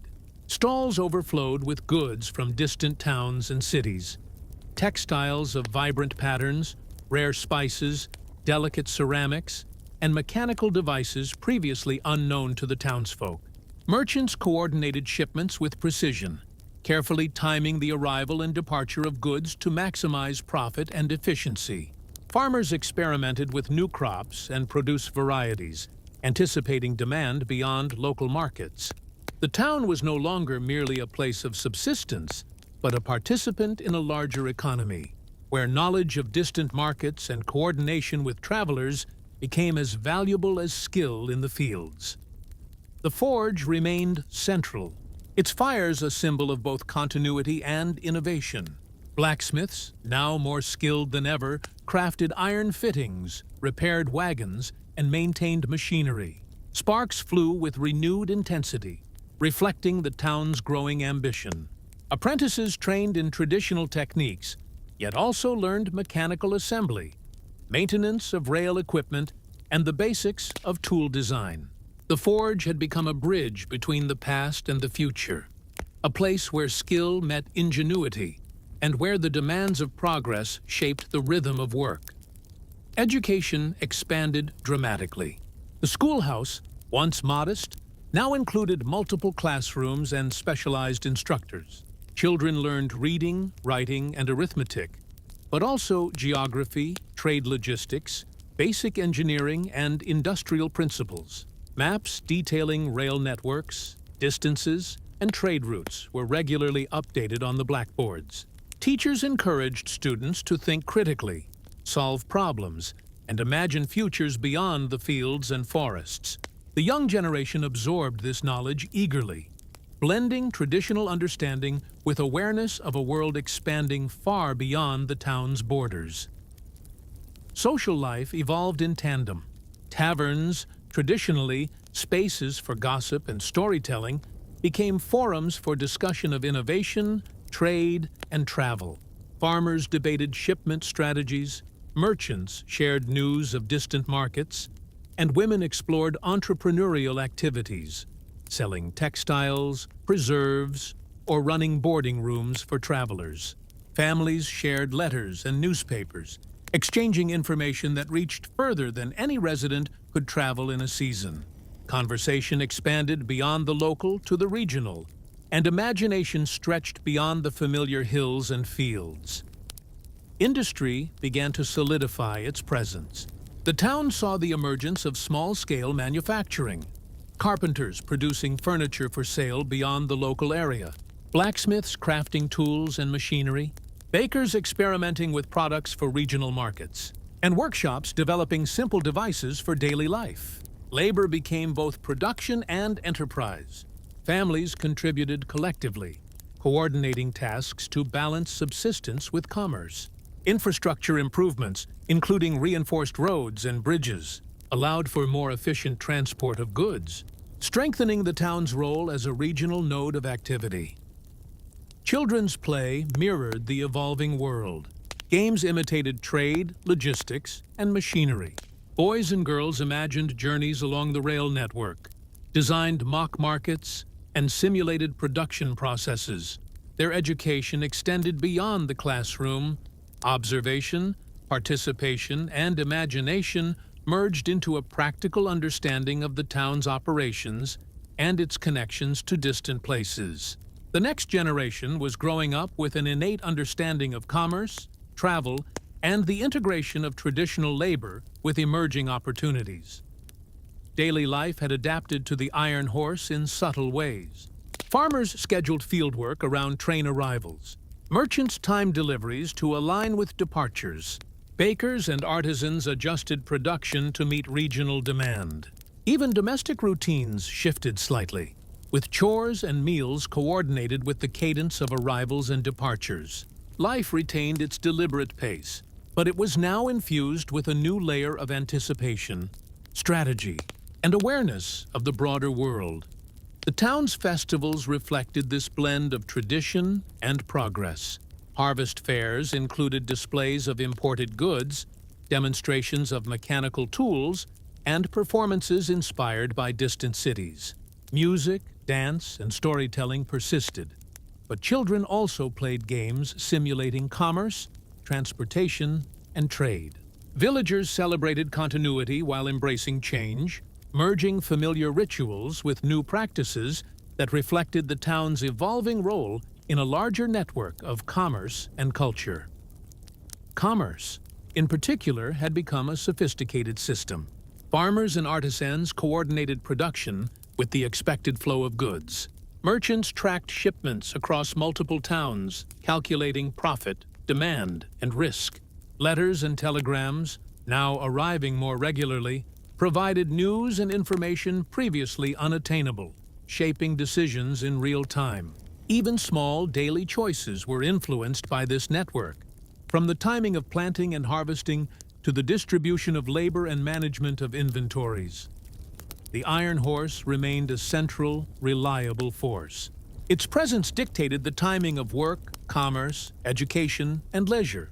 Its whistle, once startling, was now a familiar punctuation in the town's life. Children listened and imagined, adults adjusted schedules, and travelers relied on its predictability. The rhythm of progress had become woven into the fabric of daily existence, subtle yet pervasive. Families began to plan for the long term. Sons and daughters considered careers beyond local fields. Apprentices prepared to engage in trade, industry, and specialized crafts. Women explored business opportunities and education, seeking ways to participate actively in the evolving economy. The town itself, while grounded in tradition, became a place where ambition, skill, and foresight could reshape lives, extending opportunity to all who were willing to learn and adapt. Infrastructure continued to develop. Roads were reinforced and widened. Bridges were constructed to withstand heavier loads. Storage facilities for goods, both incoming and outgoing, expanded. Public spaces were improved to accommodate increased activity, from market stalls to gathering places. The town had entered a phase of organized growth, combining planning, labor, and commerce to create a community prepared for sustained interaction with the wider world. Evenings retained their quiet charm. Families gathered for meals. Fires glowed in hearths, and the scent of bread mingled with the crisp air.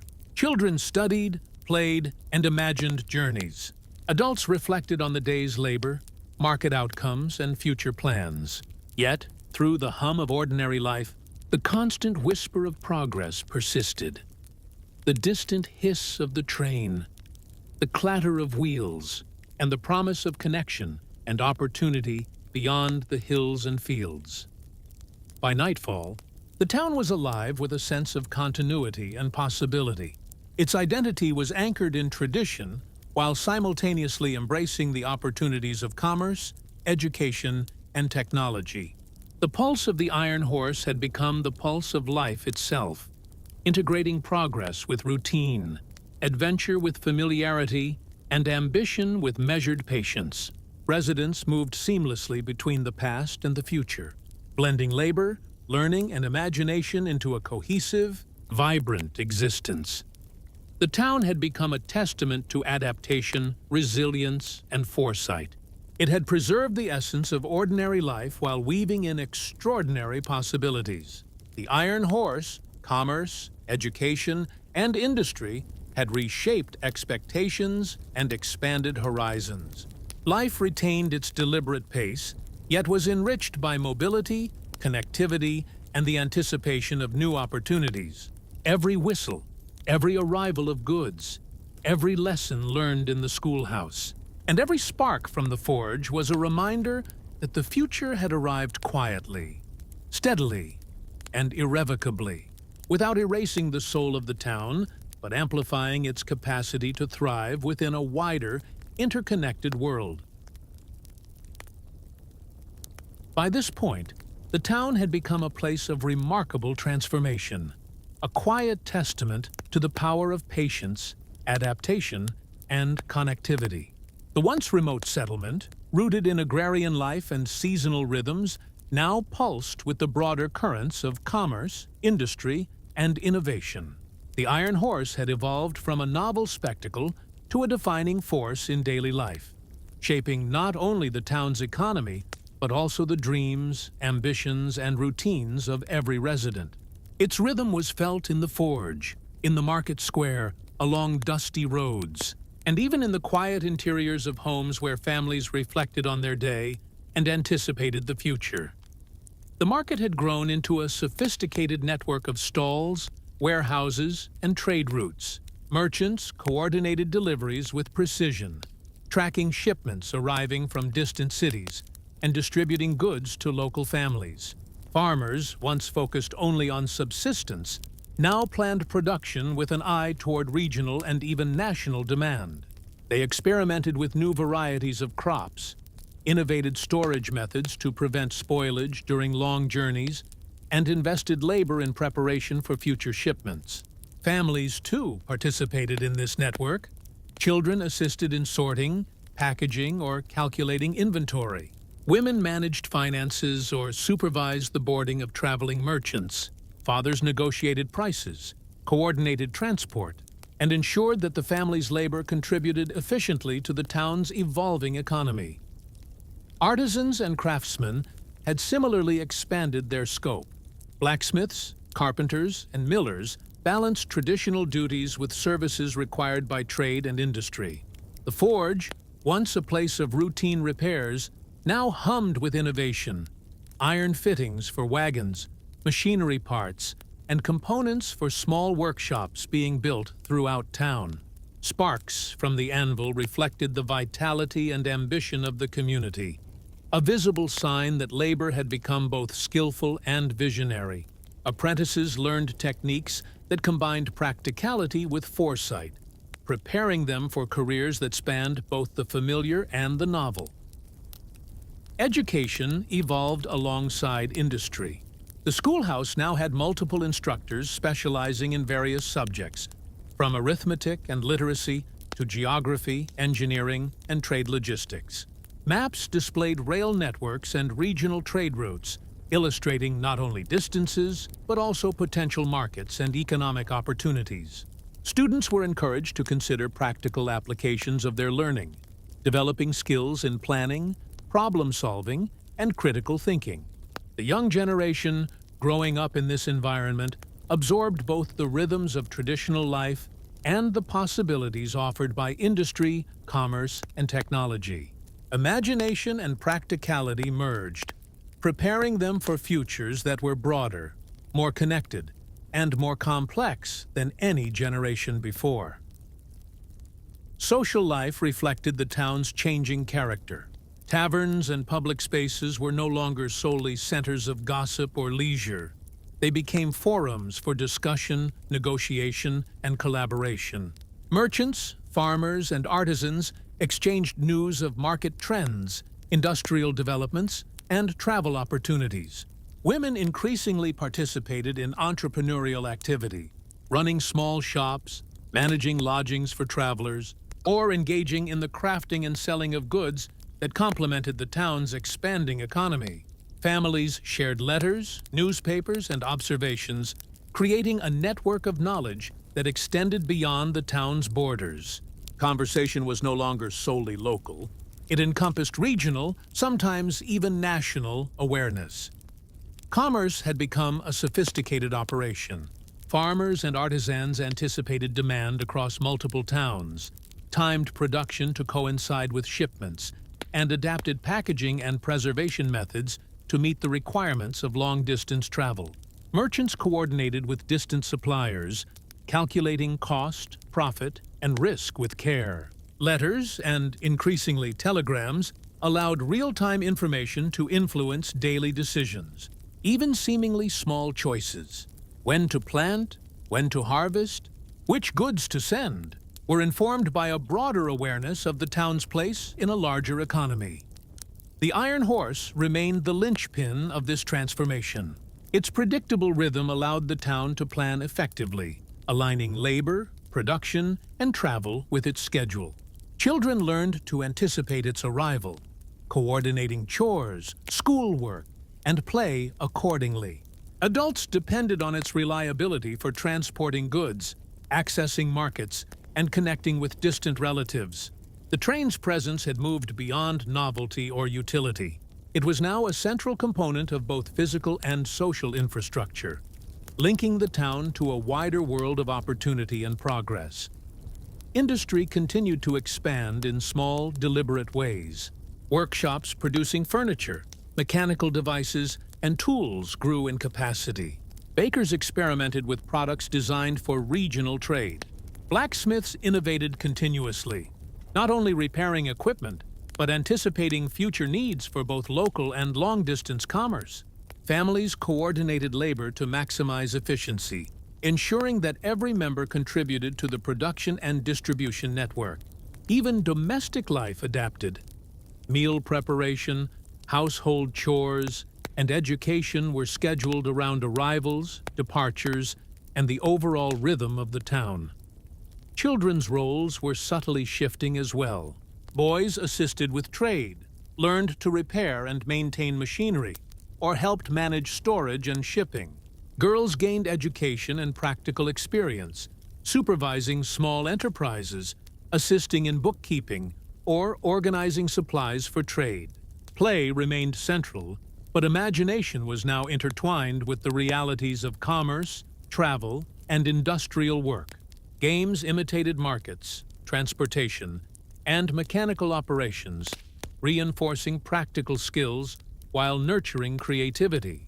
This generation grew up intuitively understanding the integration of traditional life with the emerging world of connectivity and enterprise. The festivals and communal gatherings reflected the town's blended identity.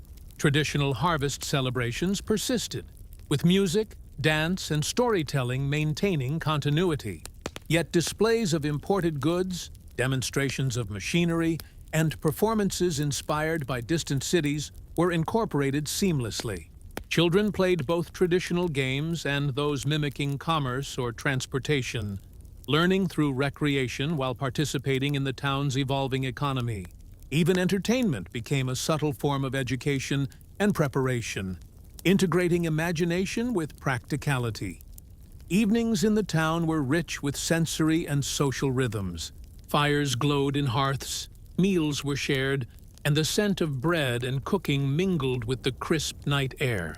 The distant hiss and clatter of the train was a familiar sound, signaling not just movement but connection, possibility, and the tangible presence of progress. Families reflected on their labor, education, and social interactions, contemplating not only the day's events, but also long-term aspirations. Children recounted lessons, observed the flow of goods, and imagined journeys beyond the town's borders. The town, though transformed, maintained a deliberate, measured pace. Labor, education, and leisure continued, but were now infused with awareness of the broader world. Residents balanced tradition with innovation, familiarity with opportunity. Every action, from tending fields and livestock to managing workshops and markets, was conducted with an understanding of interconnectedness and consequence. Ambition and practicality coexisted, allowing the town to thrive without losing its sense of identity or community. The iron horse, commerce, and industry had not erased the town's essence. They had expanded it. Life retained the rhythm of seasons, labor, and domestic routine, yet was enriched by knowledge, connection, and anticipation of future possibilities. Residents moved through daily life with awareness and intent, preparing themselves and the next generation to engage with an increasingly interconnected world.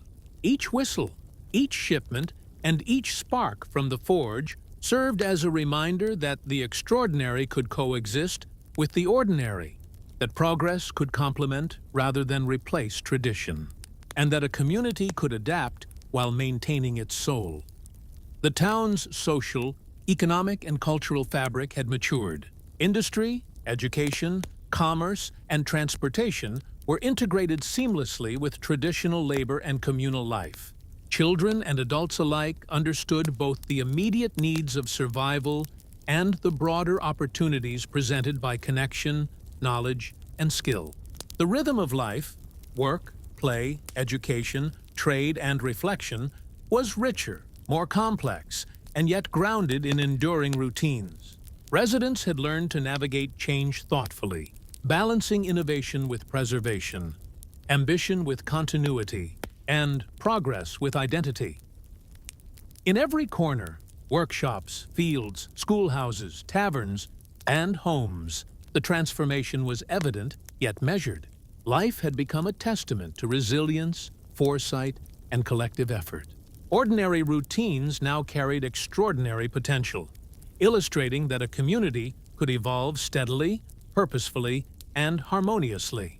The town's story, rooted in the familiar and enriched by the possibilities of a connected, industrializing world, was one of adaptation, ambition, and quiet triumph, preparing residents for generations yet to come. The town had matured into a bustling center of both tradition and innovation. The foundations laid over the previous decades, roads, railways, workshops, schools, and marketplaces, had created a framework in which life could evolve without losing its identity. Each family, each child, and each artisan contributed to a rhythm of work and imagination that reflected continuity, ambition, and foresight. The iron horse was no longer a mere instrument of convenience, but a symbol of connection, efficiency, and opportunity. Its whistle punctuated the daily routine, reminding residents that the world beyond the town was accessible, navigable, and full of possibilities. Market days became spectacles of organization and enterprise.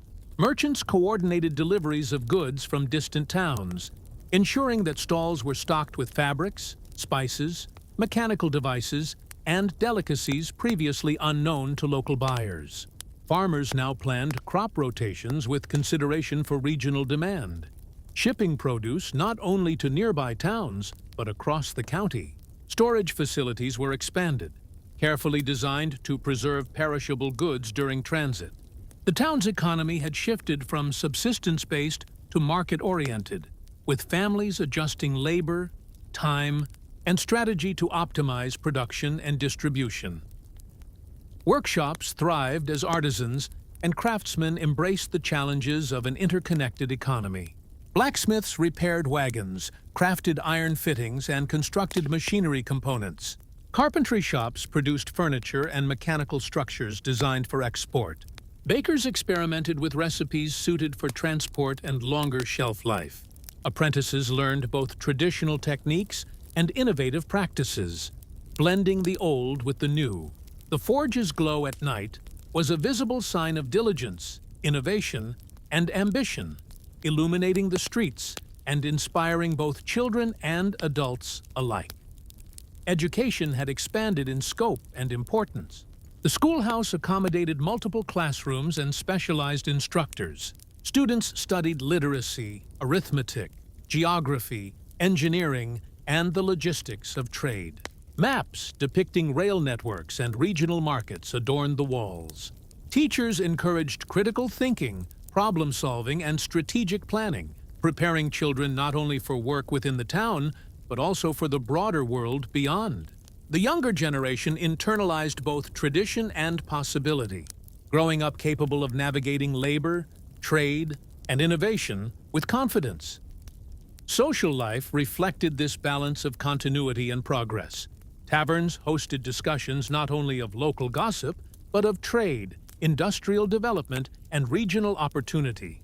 Women increasingly engaged in entrepreneurship, running shops, managing lodgings for travelers, or participating in the production of goods. Families exchanged letters, newspapers, and observations, spreading knowledge and expanding collective awareness.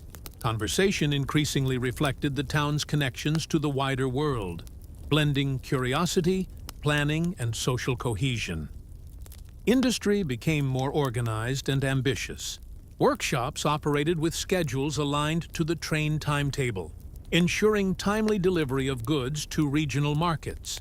Blacksmiths produced mechanical components and maintained equipment for distant clients. Bakers and artisans coordinated production to match demand in other towns. Families participated collectively, dividing labor efficiently while fostering skills in children that would sustain the town's growing economy.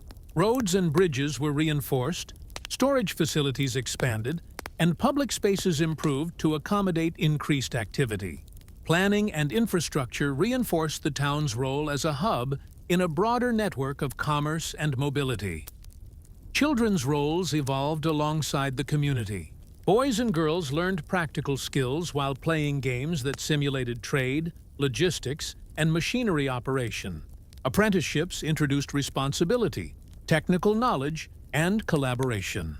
Education, play, and labor intertwined, cultivating adaptability, creativity, and foresight. The younger generation internalized the integration of traditional life with the modern rhythms of commerce, industry, and transport, ensuring continuity and progress simultaneously. Daily life was governed by both season and schedule. Fields were plowed, crops harvested, livestock tended, and bread baked according to the rhythms of nature. Yet all activities were subtly coordinated with the iron horse and the demands of commerce.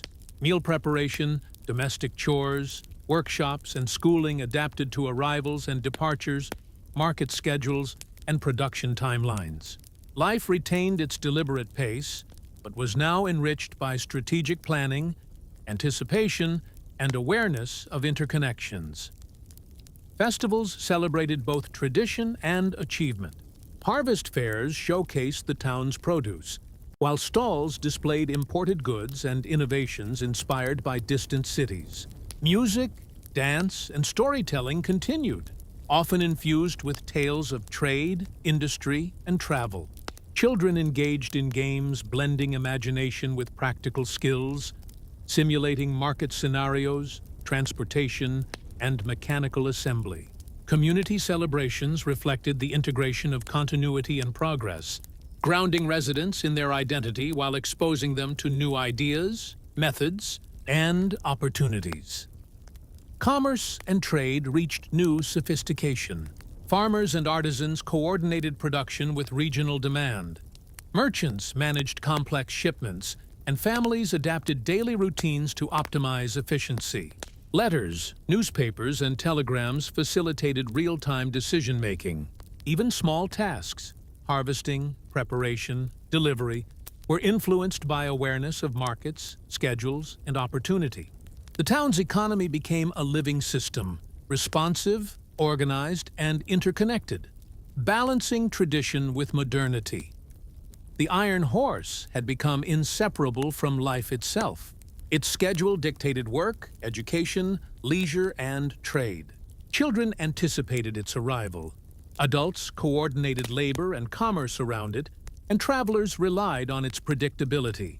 Its presence was no longer novelty but necessity, providing structure, efficiency, and connectivity that permeated every aspect of life.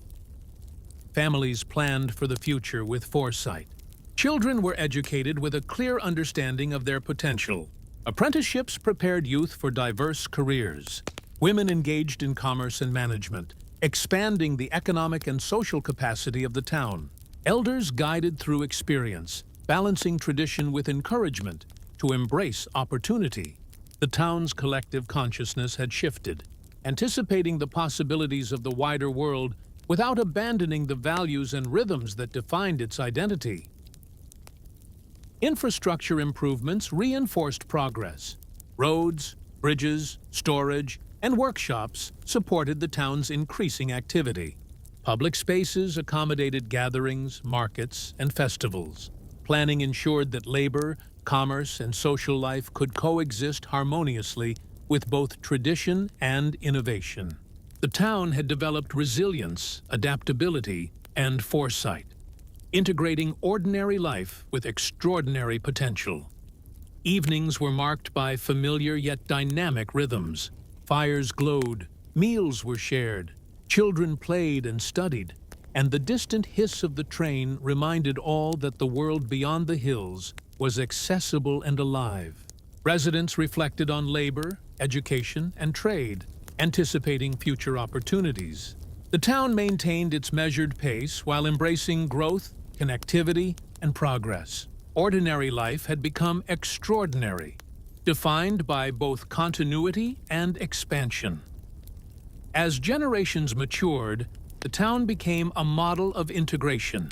Tradition, labor, education, industry, commerce, and connectivity coexisted harmoniously. Children inherited knowledge, skill, and imagination, preparing them for challenges and opportunities far beyond the community. Residents balanced ambition with caution, progress with preservation, and enterprise with daily life. Every spark from the forge, every shipment of goods, every school lesson, and every train whistle contributed to the town's evolving story, one of growth, adaptation, and promise. The town had become a living organism, responsive to the rhythms of nature and progress alike. Work, education, commerce, and play were interconnected, creating a system in which every resident contributed to continuity and advancement. Life retained its soul even as it expanded, integrating possibility without losing identity. In every corner, fields, workshops, markets, and homes, the future was being built deliberately, measuredly, and inclusively. The iron horse, commerce, and industry were no longer external forces but internalized rhythms, shaping labor, imagination, and opportunity. The town, while grounded in tradition, had matured into a place where ordinary life could embrace extraordinary possibility, where children and adults alike learned to navigate both continuity and change, and where every act, small or large, was a contribution to a shared, evolving legacy. The town, after decades of gradual transformation, had reached a point where its past and future coexisted in a delicate, deliberate balance. Fields continued to follow the rhythm of seasons, with crops sown, tended, and harvested, according to patterns that had guided life for generations. Yet within the same rhythm, the cadence of commerce, trade, and industry now interwove seamlessly. The iron horse, whose whistle had once startled and fascinated the townsfolk, now marked the pulse of a community fully connected to a wider world. Its approach was anticipated with precision. Its arrival and departure dictated schedules for markets, workshops, schools, and even domestic life. Families had grown into units of both labor and innovation. Fathers, mothers, and children alike coordinated efforts across fields, workshops, and markets, ensuring that every hour contributed to both immediate needs and long-term prosperity. Farmers planned their crops not only for local consumption, but for regional trade, experimenting with varieties, storage methods, and timing to maximize yield and profit.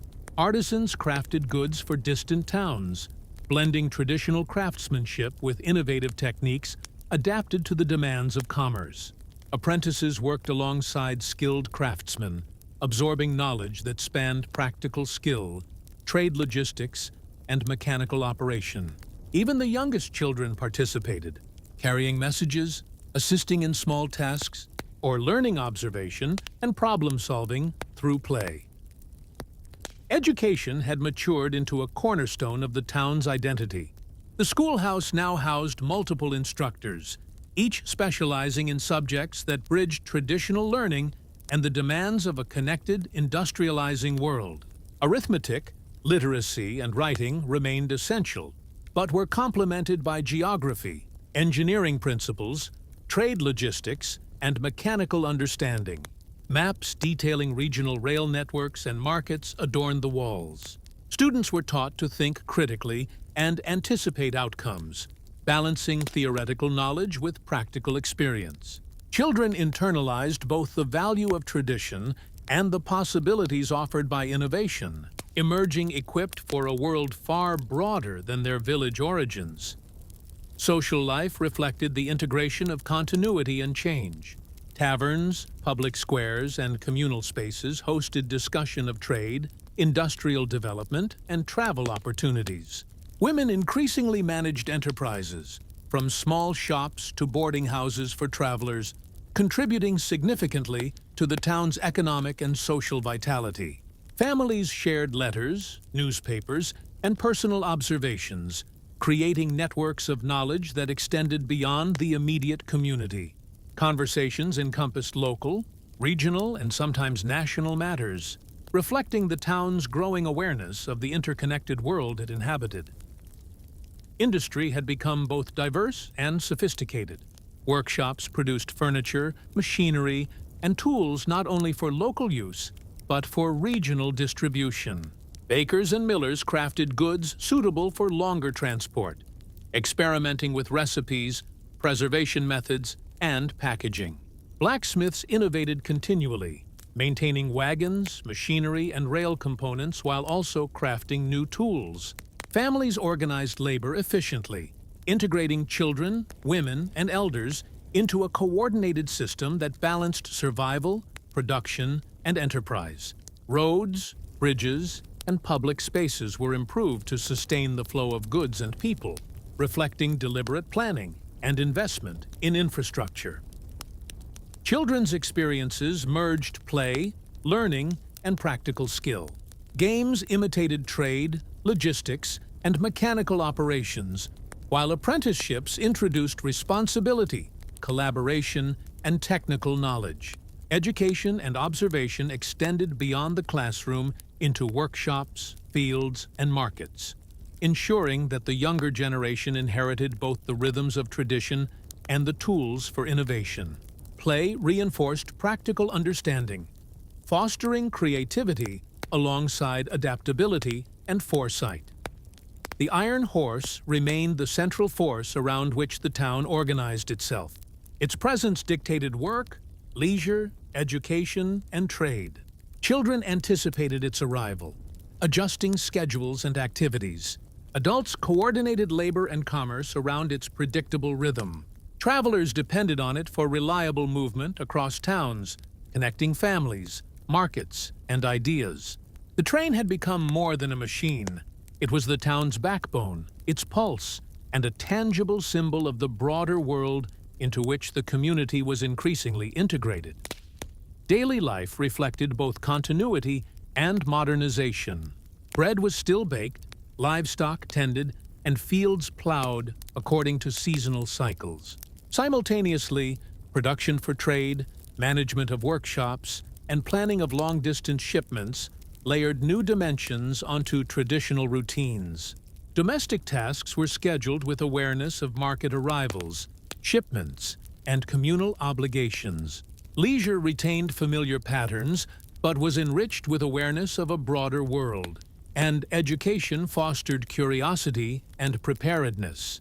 The ordinary had merged with the extraordinary, creating a life both grounded and expansive. Community celebrations blended heritage with innovation.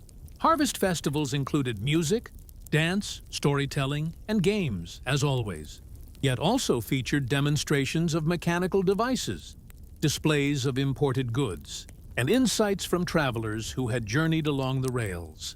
Children participated in games that simulated trade, transportation, and industrial work, reinforcing learning while fostering imagination. Festivals became opportunities to reflect on progress, community, and collective identity, honoring the past while embracing the future. Commerce had matured into a complex, interconnected system. Farmers timed production to meet demand in distant towns. Merchants coordinated shipments, tracked inventory, and calculated profit with an understanding of regional networks. Letters and telegrams facilitated near real-time communication, allowing the town to respond rapidly to shifts in market conditions. Families organized their contributions to the economy efficiently, ensuring that labor, production, and trade were synchronized. The town's economy was both resilient and adaptable, balancing immediate needs with long-term opportunity. Education, industry, commerce, and social organization coexisted harmoniously. Children inherited both knowledge and expectation, the skills of traditional labor, and the analytical, mechanical, and logistical understanding necessary for modern enterprise.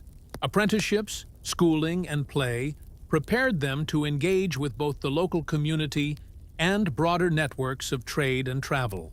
Adults facilitated this preparation through guidance, teaching, and example, ensuring that the next generation would carry forward both tradition and ambition. Evenings carried the familiar rhythms of family life, domestic chores, and reflection.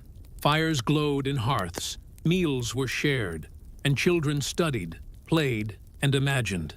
The distant hiss and clatter of the Iron Horse reminded all that connection, opportunity, and progress were constant companions. Life had retained its soul even as it expanded, integrating knowledge, skill, and imagination into daily routines. The ordinary was enriched by extraordinary possibilities. The town had become a living organism, blending tradition, innovation, labor, education, and commerce. Its residents navigated daily life with awareness of past rhythms and future potential, balancing ambition with continuity. Infrastructure, industry, and social organizations supported this integration, creating a community capable of sustained growth, adaptation, and resilience. The Iron Horse, workshops, schools, and markets were no longer separate entities, but intertwined elements of a coherent system that harmonized work, play, and imagination. Generations grew up in this environment, inheriting skills, values, and awareness. Children learned the interplay of labor, trade, and community. Adolescents developed practical expertise and understanding of regional networks. Adults balanced immediate tasks with long-term planning. Families coordinated contributions across generations, creating a shared vision of prosperity, connection, and continuity. The town's identity remained rooted in its traditions while fully embracing opportunity and progress. As night fell, the streets were quiet, fires flickered in homes, and the distant train rolled steadily on its tracks. The town had evolved into a place where ordinary life coexisted with extraordinary possibility, where every resident, child or adult, participated in the rhythms of both continuity and transformation. Every act, from tending fields to managing workshops, from education to leisure, contributed to a deliberate, connected, and resilient existence. The story of this town, grounded in the rhythms of nature, tradition, and human labor, had become a testament to adaptation, foresight, and community. The Iron Horse and the expanding network of trade, industry, and education ensured that residents could engage with a wider world without abandoning the identity, values, and social cohesion that had sustained them for generations. Ordinary routines carried extraordinary potential, and the legacy of each generation prepared the next for opportunities, challenges, and discoveries yet to come. Life had reached a harmonious balance, tradition preserved, progress embraced, and community strengthened. The town's soul endured, enriched by connection, skill, imagination, and resilience. Its story concluded not with an end, but with a continuation. A living example of how a small settlement, guided by deliberate effort, foresight, and cooperation, could transform into a thriving, connected, and enduring community.